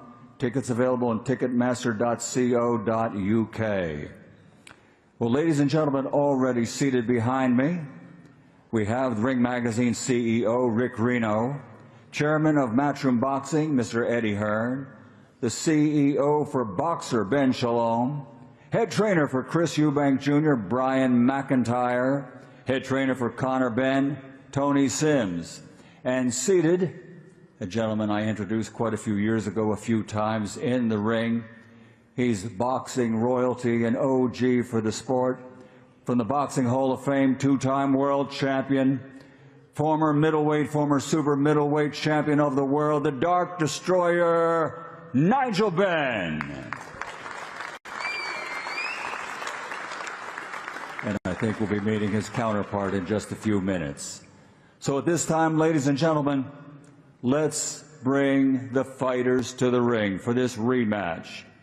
First of all, coming to the stage, 23 victories, 14 big wins by knockout, only one defeat. He's ready and looking for revenge Saturday night. Ladies and gentlemen, he is Conor the Destroyer Benn.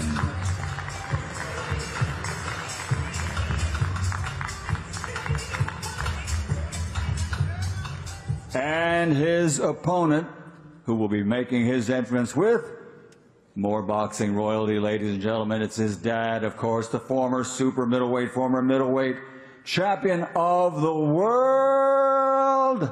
And he is, of course, Chris Eubank Sr.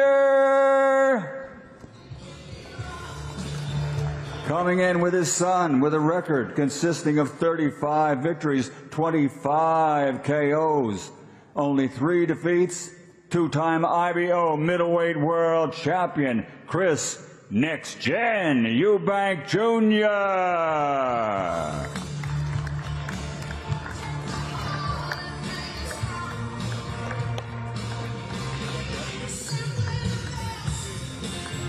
Father and son, champion and champion. And at this time, ladies and gentlemen, let me turn it over to our host. He'll be coming up to the center of the stage. How about a round of applause for Mr. Jamie Ward? Thank you very much. The greatest, Mr. Michael Buffer in the house. Thank you Michael, and a very good evening, everybody, and welcome to this evening's main event, final press conference. Listen, just as their fathers did, who joined them on the stage here this evening all those years ago, in fact 35 years ago next week, is the anniversary of that Sunday night in Birmingham when Chris Eubank Sr. and Nigel Benn first did battle, and here we are all those years later, part 4 of Eubank Benn in the history books, part 2 between the sons, a rematch that truly sells itself. Aside from the family history, the once-in-a-lifetime stuff, the unique setup that we have here in the build-up to what promises to be another special night, just cast your mind back to April.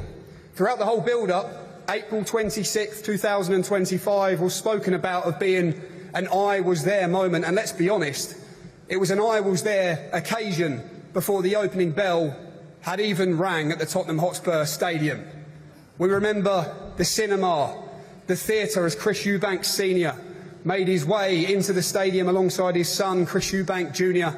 as Conor Benn and Nigel Benn watched on backstage. We remember the ring walks, the pyro, the atmosphere, simply the best, the Benn chimes and dangerous. And then, of course, the opening bell rang, and we witnessed what can only be described as one of the greatest fights we have seen on these shores in many, many years. A fight which exceeded all expectations, a 12-round war of attrition for 36 minutes, which saw Chris Eubank Jr.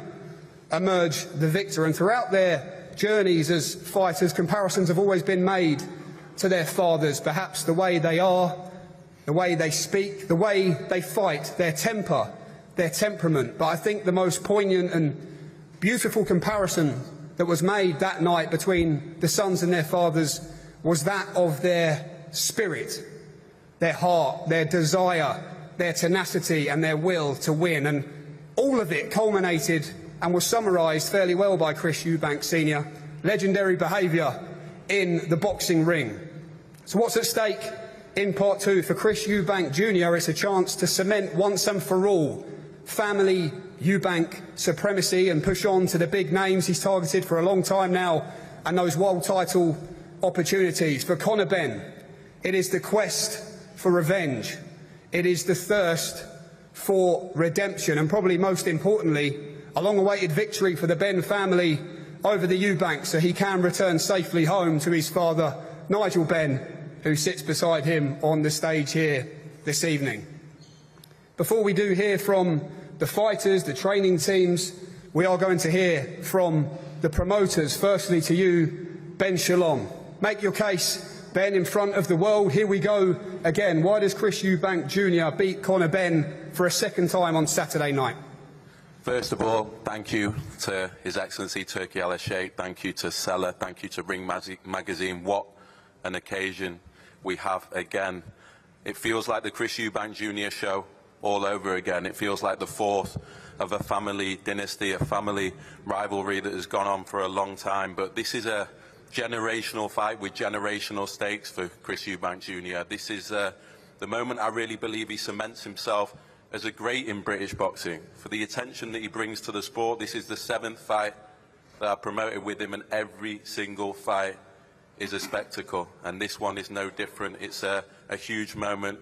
We know the fights beyond this, we know the names beyond this, we know the big nights we want to bring to this country, bring back to stadiums again, but it only happens with a statement performance on Saturday night, and that's, I believe, is what we'll get.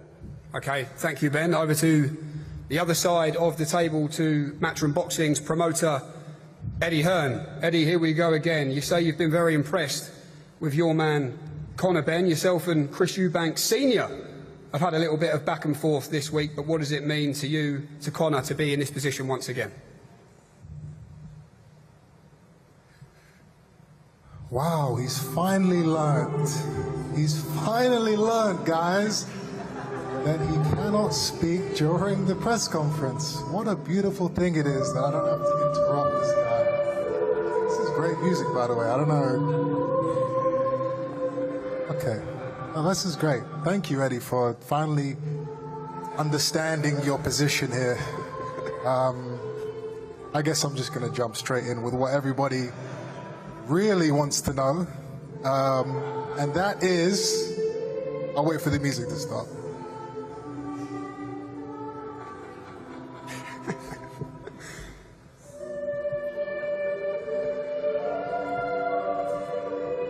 Oh wait, he's actually doing the clipboard. Wow, that's impressive. Love Actually style from Eddie Hearn tonight. Oh, as long as he's not speaking, that's fine.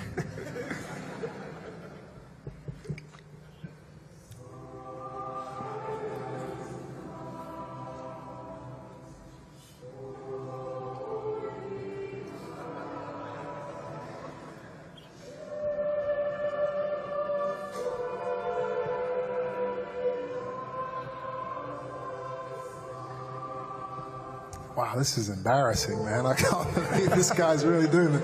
This is supposed to be the best promoter in the world, and the guy's got clipboards up on the stage, smiling like an idiot because he's too scared to talk at a press conference. That is, wow. Chris, just before we hear from yourself, I'm going to throw it down there to the CEO of Ring Magazine, Versace, Mr. Rick Reno, to say a few words. Rick, over to you. Well, I got to follow that up by Eddie. I got no cue cards with me. But I will say, I don't blame Chris. I don't trust these matchroom guys tonight, so I had to talk to the British board to receive confirmation that Frank Smith will not be driving the ambulance on Saturday. I had to get pure confirmation of that, because I know Eddie's going to have a few tricks up his sleeve. I don't trust him either, Chris. I don't blame you. But this weekend, you know, it's a major, major contest. I know Chris, Connor, both of them, it's unfinished business. Chris is looking to repeat in more dominating fashion. Connor, he wants revenge. I could see it in his eyes. He's hungry for revenge. But more so, I think what each guy wants is a knockout. I don't think either guy, from hearing them, wants this fight to go to distance, wants this fight to go to the cards. Neither guy wants to take a chance. And I just got a feeling in myself that we are going to see a knockout. I don't know which guy's going to get it. That's why we got to tune in. I thought the first fight, easy front runner for fight of the year. I think the second fight's going to be even more exciting. And it's a can't miss occasion, can't miss fight. I look forward to it. And I hope to see everybody on Saturday.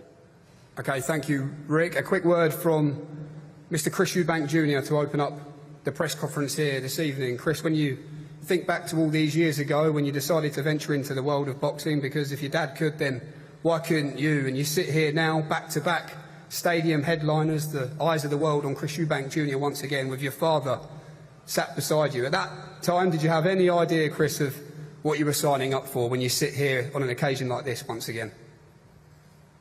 You know, I had no idea that I would be sitting in front of you guys today with this man by my side. I found out a couple of hours ago, so I'm just as shocked as you guys are. I still don't know what he might say, what he might do. I'm sure it's going to be interesting regardless. But all jokes aside, there is something I need to address first and foremost. Eddie Hearn, Conor Benn, Nigel Benn, over the last few months have been making accusations and claims that my father was paid to come to the fight in April. Just barefaced lies. And anyone with a brain knows that that's not true, but I still have to address it because it's extremely disrespectful to my father and myself. And I also think it's pretty disrespectful to the Saudis for them to imply that they would pay my father to do that. So yeah, I'm just getting it out into the open, saying for once and for all that that never happened, and for these men to stop lying to the public. Conor, welcome. Here we go. Not long to go now. A similar question to what I just asked Chris. You ventured into this world because you said you chose to, not because you had to. You've had your highs and lows in the sport of boxing. But even from the Conor Benn of April, what have you learnt about yourself of why this world is a world for Conor Benn. Yeah, I mean, listen, when I first turned pro, I didn't envision being here, of course, especially not sitting next to Chris and fighting Chris.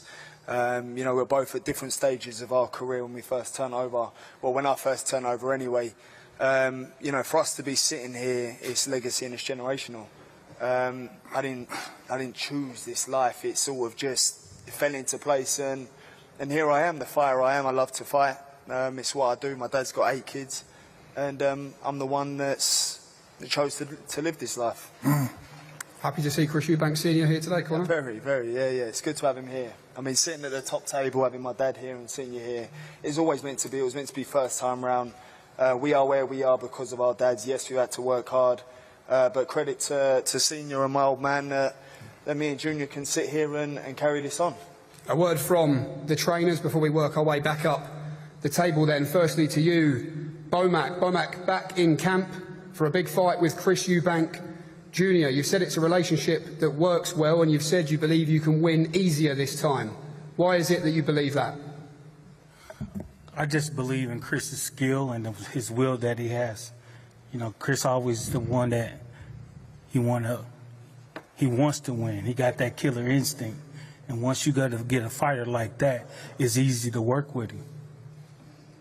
To Tony Sims as well, they believe it's going to be easier this time round on Saturday night. You've been with Conor day in, day out. What's your counter-argument to that point? Yeah, look, the first fight was a tremendous fight for the fans, and I don't know about how much skill set was in that fight, but it was certainly, as they say, a fight of the year contender, and I believe that Conor's had to make adjustments for this fight, and I believe he has done that in the gym. He's worked really hard to make them adjustments, and I don't think we've really seen the finest of Conor Benn yet. I believe that he's got a high IQ when he's in the ring and a high skill set, and I believe that come Saturday night he will show that. Do you believe he can do it inside the distance, Bomac, this time on Saturday? Well, like I always say, Ben, you know, I don't go out there trying to push guys to go for the knockout. I go out there and make these guys try to get the win. But if the knockout is there, we're going to get it. For you, Tony, how do you see Conor Benn winning this fight? I believe that if the adjustments he's made for this fight and the way that I know Conor can fight, obviously I've been with him from the start, and I believe that he's got the skill set to win this fight convincingly. OK, thank you, Tony and Bomac, the training teams, both sides of the main event. And what a picture this is on the stage here, and what a privilege it is to have a pair of two-weight world champions in the house. Of course, Mr. Chris Eubank Senior and Mr. Nigel Benn. Firstly to you, Chris Eubank Senior. It was wonderful when we saw you at the Tottenham Hotspur Stadium in April, but why was it important for you to be with your son here at today's press conference in the build-up to his big rematch on Saturday night? I'm here to support.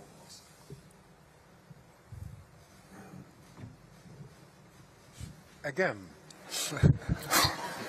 he's doing the weight, so I'm here to support. So just in case there are those who want to bark or scold him, so I guess I'm here to actually protect him. I should say, in regards to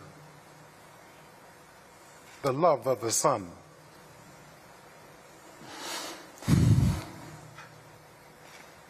if a father takes money, nothing wrong with that. But if there's a father who doesn't take money and has taken no money, none, then that is to be studied. Study that. I can't pay him nothing, dreadlocks, nothing. You can't pay me anything. I'm here for heart, love. Remember, what I've lived by right away through my career, and what's made me Don, Gorgon, what has made me Don, is that I've lived with and behaved with patience, Kindness, I've never envied. I don't boast. I'm not proud. I'm not rude. I'm not self-seeking. I'm not easily angered, Nigel. And I keep no record of wrongs. That's why I continuously win, because I live by the statutes of the Spirit, the consciousness of the Christ. So whoever told Nigel that I was paid whatever sum of money, they lied to you. And in you actually spouting what they've told you makes you a liar. So expose who told you that lie in order to actually clean your name. Otherwise, who in the future is going to believe you on anything you say? I've always walked the straight line. I fought the good fight. I finished the race. I kept the faith. Now, there is in store for me the crown of righteousness. And the Lord, the righteous judge, will award to me on that day, well, that crown of righteousness. And not only for me, but also to all who have longed for his appearing. I speak and I walk truth, nothing but. And that's the only way you become a true entertainer that lasts. Yeah. So to that, I will say, Rastafari. Nigel, after all these years, how does it make you feel when you are still sat across from your biggest rival, Chris Eubank Sr.? How do I feel? Water running down my back. Nothing. Absolutely, it's not even about me, it's about my son and Chris Jr. So I'm not even really paying attention to what he says. It's all gobbledygook to me. It's just going over my head. I'm not even really just taking it all on board. Not at all. If we're here to talk about a fight. That's what I'm here to talk about, my son fighting. Nothing else, not about, what he's done or what he ain't done. Doesn't bother me. Do not spread lies about me, my friend. Yeah, well, I think you two should just face off, personally. Yeah, I don't mind having a face off with him all day long, mate. I'll have it all day long with him. But anyway, yeah, but the difference is it's not about us. We've had our past. It's me, about Junior and Connor and the fight. That's all I want to talk about. Don't want to talk about anything else. We know what's what. We know what's truth. We know what lies is. But the difference is I'm here to support my son, and I watched my son train hard. In the first fight, everyone was saying, what a great fight. Yeah, it was a great fight. But you know what? Connor was throwing punches from South Africa, Germany, all over the place. That weren't no boxing. It was a good fight. But it wasn't boxing. It wasn't what we know Connor can do. And I've seen what Connor can do. And now if he stick to his game plan, he would have victory early doors. And I believe that. I've been watching him spar. And what's really good about this fight, for me, is Connor's mindset. That's the most important thing. Because he's always been an unbelievable trainer. Me as a world champion, my fitness was here. Connor's is completely another level. So it was never about his fitness. It was all about his mindset. And the team that we have behind him have all, because of Connor, we all just been relaxed. No, it's not one bit of stress like he had in the last fight. No stress whatsoever. It's just been peaceful. So I know we're going to get the victory. I'm 100% sure of that, regardless of what they say. I mean, Connor had him more in trouble than he ever had Connor. And the difference is, once Connor takes his time, do what he knows he can do, we'll be victorious early doors. Thank you, Nigel. Chris Eubank Sr., final one to you before we hear from the fighters. You called your son a legend for what he did in the ring in April. When you were sitting ringside watching that, what made you feel that way, and how proud were you of his achievements in the first fight against Conor Benn?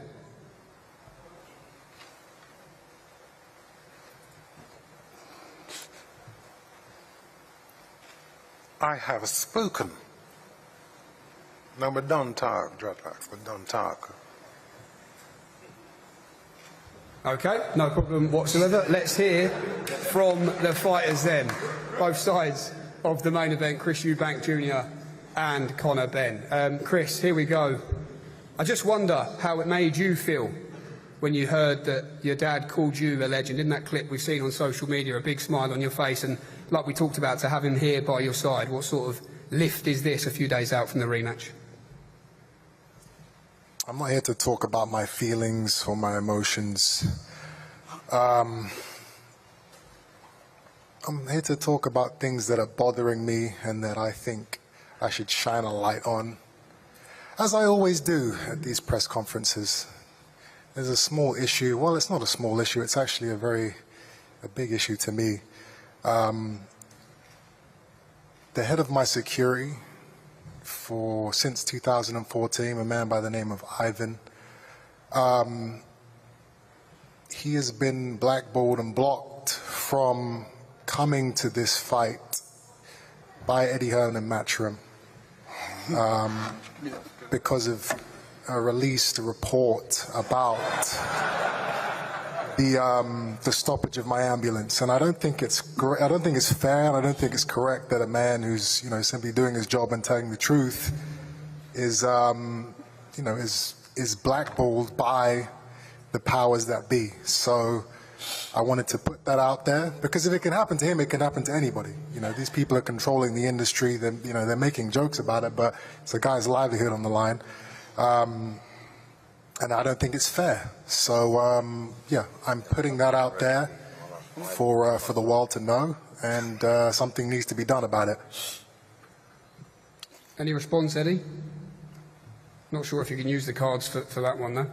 No, there's nothing this guy can say. I mean, in the last press conference, as you guys saw, he used Ricky Hatton, a legend and an amazing fighter. He used his name to try and speak during the press conference. I mean, the levels of scumbaggery that we're dealing with here are just unparalleled. We need to get a picture of this guy in the Oxford Dictionary under the word scumbag. Just a little thumbs up, a little smile, because he is the definition that he would do something like that. And I didn't forget about it, and for anyone that did, I'm bringing it up again. Conor, let's hear from you here this evening. Listening to you speak on the DAZN stream yesterday, you were watching some highlights back from the first fight, and you said you believe you took Chris Eubank Jr.'s soul that night. What makes you feel that way? I do. The fact he was in hospital for 3 days. I was back in the gym. He threw double the amount of punches. I was back in the gym on the Sunday. For me, the most damage that was done in the fight, I believe I inflicted a lot more pain. His work rate was incredible. His resilience, his strength, his spirit, his athleticism, his experience, he used really well. It took me by surprise. And he's a better fighter than I thought he was, first off. But I'm ready to take what's left come Saturday. Mm-hmm. What do you make of that, Chris? Conor claiming that he took your soul in the ring in April. Who won the fight, Conor? You may have won the fight, but you're the one in hospital, not me. If you take a man's soul, that usually means you win the fight. You won the fight. I've never seen someone's soul get taken and they still win. I look at you now and you ain't the same. The truth is we both ended up in hospital, and I was there for dehydration and you were there for the... How much weight did you put on after the weigh-in? Listen, after the weigh-in, was you 3 pound under the rehydration limit? Into weight talks. Was you 3 pound under? No, we are into weight talks. You guys I didn't bring it up. You guys implemented a rehydration clause. You guys implemented a rehydration clause. That was your team who said. Okay, yeah, my team requested a rate restriction, right? Anyway, regardless of that, you're getting paid an absolute fortune to fight a welterweight. I don't know what you're moaning about. Why do you always talk about weights? Go fight a Damas. You want to fight a welterweight? Well, that comes with T's and C's. You're the A side. So if it comes to them, that's right. I am the A side. Okay, so that means that if there's a rehydration clause, I'm going to deal with it, and I don't need to answer any of your questions. Stop begging for sympathy from people. There's no sympathy. Really cares. You can ask the doctors why I was in hospital. You're talking about you were in hospital for 3 days. You were 3 pound under. What did you say? I was sipping food for a straw? Rehydration limit. Just lies. You missed your championship weight. that you've made the past 5 fights? I did, because of sabotage, because of sabotage. Eddie Hearn and Matchroom had a room full of photographers and people stopping me from getting on the scales. We are gladiators. Do you know how embarrassing it is you carrying on like this? You guys got your wish. You got your 500k, you bought a Rolls Royce. I did, I love it. Congratulations to you. I really am hoping you misfight again. Every time you bring that up, it does. You're only getting one Rolls Royce this year, mate. Don't worry about that. I might do. You never know. might sabotage you again, Chris. Conor, you said that you're not emotionally invested as much this time round in the fight or in Chris Eubank Jr. Do you know what it is, Jamie? I think once you learn about Chris, you learn to understand he is just the way he is. But he has my respect for being one hell of a fighter, resilient. I genuinely thought I'd knock you out in 3 rounds. No, you didn't. But I did. But I did, and I almost did. No, you didn't. But I almost did. No, you didn't. And I'm not going to let you go this time, Chris. But I take my hat off to you, because we're both sitting there. We didn't have to choose this life. We're both here putting it all on the line, pouring our hearts out in there. So I take my hat off to you. I don't like you though. You keep your hat on, my friend, because I don't need. I'm not worried about your respect and what you think about me. Whether you like me, whether you hate me, whether you think I'm an idiot. Weird. I don't like it. It really doesn't. It really doesn't affect me personally. I'm going to go out there. I'm going to do exactly what I did to you in April. I'm going to take your soul. I was back in the gym on the Sunday. I was sweet. Yeah. Okay. So you say. Like a good sparring session. Your soul will be getting taken. I was back in the gym on Sunday, ready to go again. While you were crying about your flipping tongue now. Don't come here with that, Chris. You got beat up by a welterweight. You see your face. You got beat up by a welterweight. Has any other middleweight done that to you? You caught me with a few good shots. Shots. I know. I saw your legs buckle. There was no way that the beating I took was anywhere close to what you took. I was completely fine though. Yeah. All right. Punched like a fairy. You looked fine. You punched like a fairy. For a middleweight, you punched like a fairy. Wait till I drop back down to 147. Okay, well then you don't have anything to worry about in a couple of days. This is my last fight up at 160. Yeah. I hope everybody enjoys. I will be dropping back down to 147 to challenge the Barrioses, the Ryan Garcias, the Rolly Romeros, the Devin Haney's, the Normans. I'll drop back down and pursue my career to win a world title. I'm glad I could give you guys this fantasy fight and me showing a pair of bollocks to jump up 2 weights to fight you. While you're moaning about your toenail in hospital. Wait. You understand? Jumping up 2 weights. You haven't been a welterweight for 4 years, kid. Stop it. Nobody cares. Nobody cares. Exactly, bro. Nobody does care. Exactly. That's my whole point. No one cares about you and your toenail, Chris. Nobody. Especially not me. I like you though. All right. It's getting embarrassing now, man. Let's move on. It's getting embarrassing. Just stop talking. Trust me. When I'm trying to help you out. I'm trying to help you. Listen, Chris.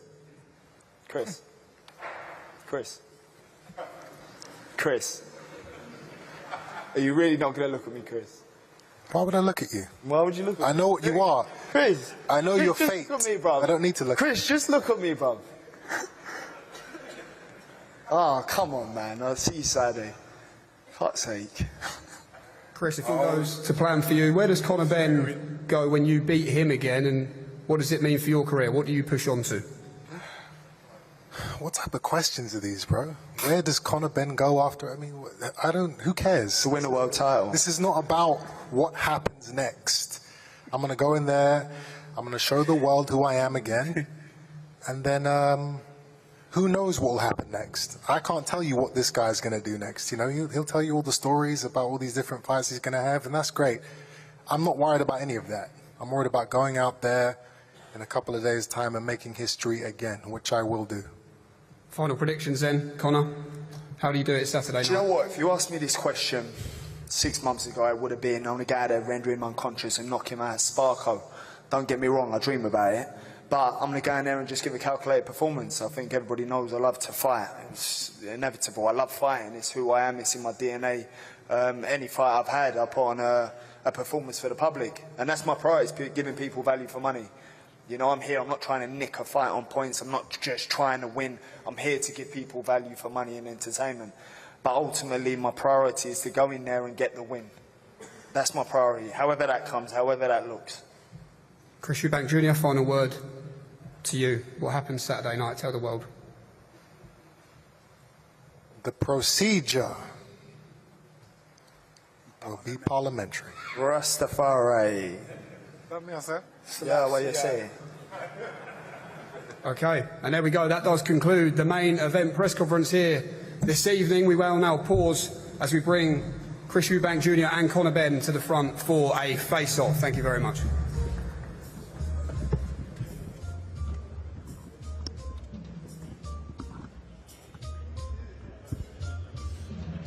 I have to be honest, I was gripped.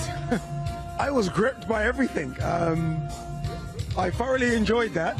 Yes, it didn't have the sparks of maybe the X-Slap, but I was thoroughly gripped. And you know, I wish, I know Eddie did the clipboard thing. I wish Eddie spoke. I like when Eddie speaks at these things. And I believe Chris would have allowed him to speak, but I thoroughly enjoyed every moment of that.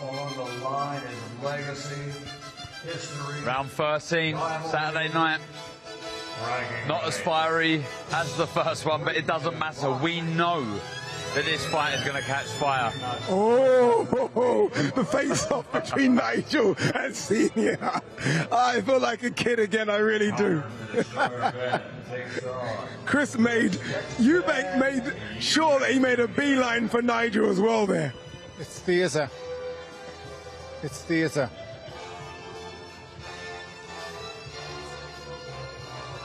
Two young fighters go at it. Two Hall of Fame legends standing there with their sons. Nigel Benn, Chris Eubank Sr. In the Boxing Hall of Fame. It truly is incredible, isn't it? I know it's got the Rocky music and there's a lot been spoken about. This is a Rocky story. It's beyond that. Beyond the Rocky story that two fathers would fight and have the biggest grudge match we've ever seen in this country. And then their sons would go on to do the same thing. It's crazy. Cinema, Hollywood. Enjoy this while it lasts, because this is special. You don't see this often. Saturday night, November 15th, Tottenham Hotspur Stadium. Wow. We'll miss this when it's over. We will.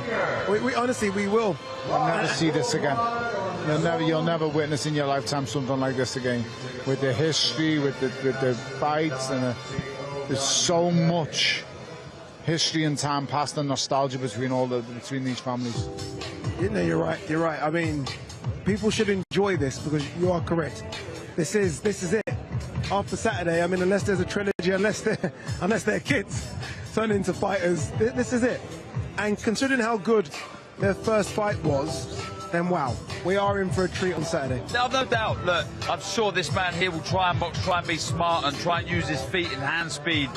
But I feel as soon as Eubank decides to get a grip in the fight and close that gap, the man's ambition, that fire, that aggression, that Benn name, Tony, will just get into play. That and when Eubank Jr. lands the first big right hand on Conor, it's on. It's on. It's on. Simple. You can't, a leopard can't change its spots. You will revert to type, both of them, as Eubank Jr. did in the first fight. He tried to put him on a jab, he tried to box. He couldn't keep him off. Yeah. So he started to fight, and that's what he done. Yeah. They will both revert to type, guys. And that's what we want, right? I mean, that's not what Tony Sims, it's not what Bomac wants, but as fans, that's what we want. We want to see them continue what they finished from round 12. Do you know why they have to revert to type? Because they don't have the experience and the knowledge and know-how. Doesn't Eubank? He should have, but yes, he does have the knowledge and the know-how, but he doesn't have the skills and the capability to do it. Because he's a better fighter than he is a boxer, in my opinion. Who's the better fighter of the two? That's all Conor knows. Yeah. That's what Conor knows, to fight, to make it a fight. Chris has learned a way to now box and work through a fight without working for 3 minutes a round. He's learned how to take breaks in fights. He's learned how to navigate his way through 12 rounds. Conor learned that in the last fight. So the pace of the fight and how you work through it, that's yet to be seen for Conor now that he's been through it now. But for the likes of Chris Eubank Jr., his style has changed through various trainers. I mean, he's had more trainers than Knight. But ultimately, it works for him. It doesn't matter. He's won on his biggest stage yet, and that was the last fight. Question to both of you. I want to go to you, actually, Darren, because this is your former weight class. Yeah. How much weight do you think Eubank has to lose? You can speak on this, Eddie, if you want. You can... How much weight? I think around £7. We was having a discussion there. I think that, half a stone. About half a stone, I would say so. But it'll be all water. Going back to the fights and stylistically and the personalities, you fight to your strengths. Conor Benn is fiery, aggressive. Yes, you want to control it and sustain it to a degree. Let's bring Eddie in, as you're saying. Let's bring Eddie in. You need that emotion in the with fight. clipboard as well. Can someone get him a whiteboard so we can just write down? That's a good one to keep, actually. Yeah, of course. All I've got to do is put that in my suitcase every week. That's fine. How much did you want to speak up? No. It was perfect. Yeah. It was so perfect. Like, I'll be honest with you, after someone, I can't remember his name, someone sent me a DM today on Instagram, randomly, right? I don't know who he is, and said, why don't you do the Love Actually scene with Silent Night and all the balls? And we watched the clip in the movie, and I thought, oh, we actually did it about 45 minutes ago. We got these all printed, and it was so beautiful to take the narrative, to take the play away from him. Do you know what I mean? I really enjoyed that. It's good fun. He didn't like that at all. How good was that? Because we were all engrossed. By the way, I want to watch the face-off back between Nigel and Chris Eubank. That was everything. It was Nigel was like dying to let one swing, and then in the end they sort of smirked and shook hands, and I thought, you know, this is special. Last time was special when Eubank turned up on the night. Yeah. Obviously now he's here. He's going to be at the weigh-in tomorrow. I just said to the viewers, pay attention, because you'll never see this again. Chris comes in, so we're going to see Senior. There you go. You can see him coming in now. They were already looking like. Look at his face. Yeah. He's got that look. Look, Nigel just steps in. Look. Honestly, there's pantomime in boxing, right? That's no pantomime. Yeah. Nigel Benn at that point, he's looking at Eubank going, let's do number 3 right now on the stage, and you don't even have to pay me a penny. That's theatre. That's the Coliseum. That's where they belong. There's a part of me that didn't want to see the smile. There's the evil part of me like, go on, have it, boys. So good, isn't it? Unbelievable. So look, listen, last time, look at this. Look at these scenes. This is iconic. You'll never see this Eubank's again. Dancing, I don't know what he's doing, but this is iconic. This is one of the great rivalries of British boxing. And let's be honest, people talked about before the first fight, yeah, but is it all hype just because of the names? What we saw was an epic British blockbuster that every person at Tottenham Hotspur Stadium, every person tuned in live on the Zone left there and said, I can't believe what I just witnessed. Two guys that probably let the skill go out the window and just showed heart, determination and a will to win beyond anything we've seen before. And Saturday night you're going to get it all over again. Hopefully you're going to get something more composed from Conor Benn, but you're still going to get Conor Benn. He'll revert to type. Chris Eubank Jr. Like him or hate him, he's a stubborn, tough man that will not give in. But I'll tell you what, I've never been so excited for a fight. They will revert to type. Yeah. They will both revert to type. But we can be emotional, we can be aggressive, we can be sharp. That's the things that make Conor Benn dangerous. That's the things that made his dad dangerous. But we can be smart. You know, I mean, Tony Sims is watching that last fight going, I can't actually believe what you've done. What are you doing? He's learned now to pace himself in a 12-round fight. That is invaluable experience. Eubank's done it a number of times. Conor's been through the mill now. He knows he can do a 12-round fight. But once he learns to pace himself, like I said before to the lads, I believe his mindset should be, I need to win 7 rounds clearly. End of. I've won this fight. Because I've shown I can take the best of what he's got. Win 7 rounds clearly. Maybe try and get a knockdown and learn to pace a fight. If he does that, he wins the fight. But he's got to learn to pace a fight. You think we will see a knockdown? Possibly. Well, listen. I feel like both men are made of so much stock. They're not going to. In that 3rd and 5th round, in that first fight, Conor has him. Yeah. He's rocking. His legs go stiff. You just need the composure in them moments, and then you set it up, you attack the body, you get him to drop his hands again. The next heavy temple shot, chin shot, whatever, it's gonna rock and put him over. The ropes might keep him up. I believe we may see a knockdown Saturday, but ultimately, I think it'll be a really close fight again. And I just think Conor Benn will have learned so much from that first fight on how to pace 12 rounds, because that is huge. You know that when we do our 12 rounds for the first time. I don't think this goes 12 rounds. Ooh. I don't. I see this finishing inside. I really do. Early? I look at Conor certainly, and I think he looks bigger. I think he's grown into this I saw that more in the trunk, you know, and in the legs.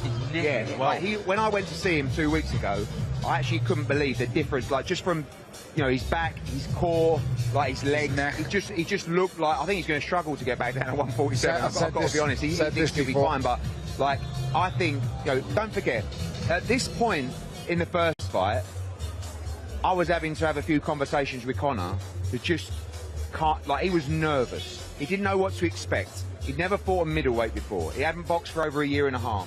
All the emotion, that everything that had happened before him. This time, totally different. Like, laughing, smiling. He knows the ring walk. He knows the changing room. He knows the feel of the atmosphere. It's not his first rodeo anymore. Yeah. It's not his first rodeo. And just got to go up there. And I love what I see from Conor Benn right now. Don't get me wrong, it's not going to be easy at all. But I love what I see. And if he can box to orders and mix up that aggression, that spitefulness with some skill, I think he stops him on Saturday night.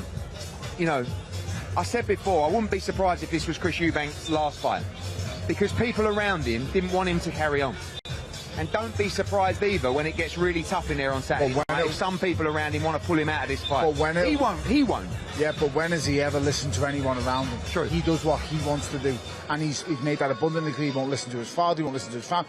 This boy goes on what he wants to do. And that's why we're here. Exactly. Let's go. That's why we're here. Let's go indeed. He's talking now, isn't he? He's talking now.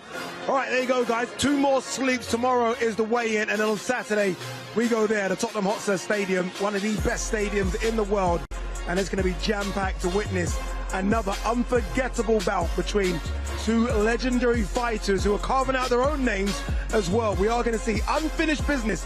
Chris Eubank Jr. versus Conor Benn 2. We'll see you tomorrow. Live only on DAZN, November 15th. Eubank Jr. versus Benn 2. For over 3 decades, 2 names have been carved into British boxing legend, the Eubanks and the Benns. From the father's sequel in the 90s to the son's sequel today. The greatest rivalry British boxing has ever seen. Their first fight was a modern classic, a Fight of the Year contender in front of the entire nation, with the world on the edge of their seats. And this November, it's the rematch. Chris Eubank Jr. looks to close the case once and for all, while Conor Benn looks for his revenge. The greatest families in boxing go to war once again on DAZN. Eubank Jr. versus Benn 2, November 15th. Watch only on DAZN.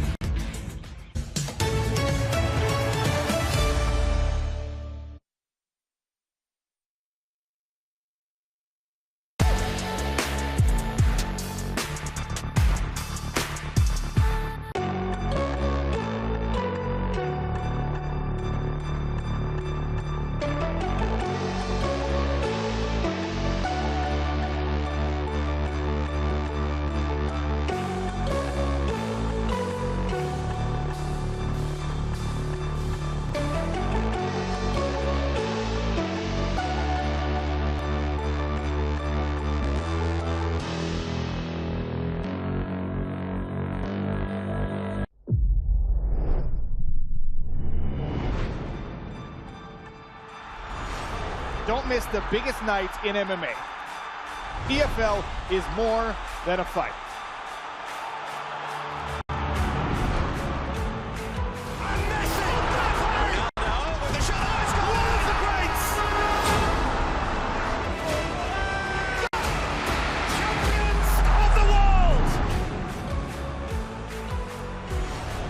There's all to play for, which is so exciting. These teams have to come in here and give it their all.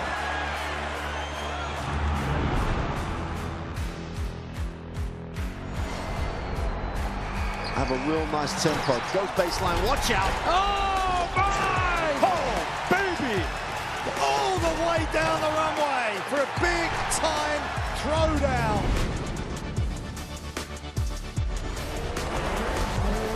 Well, that's a lot of fans out there.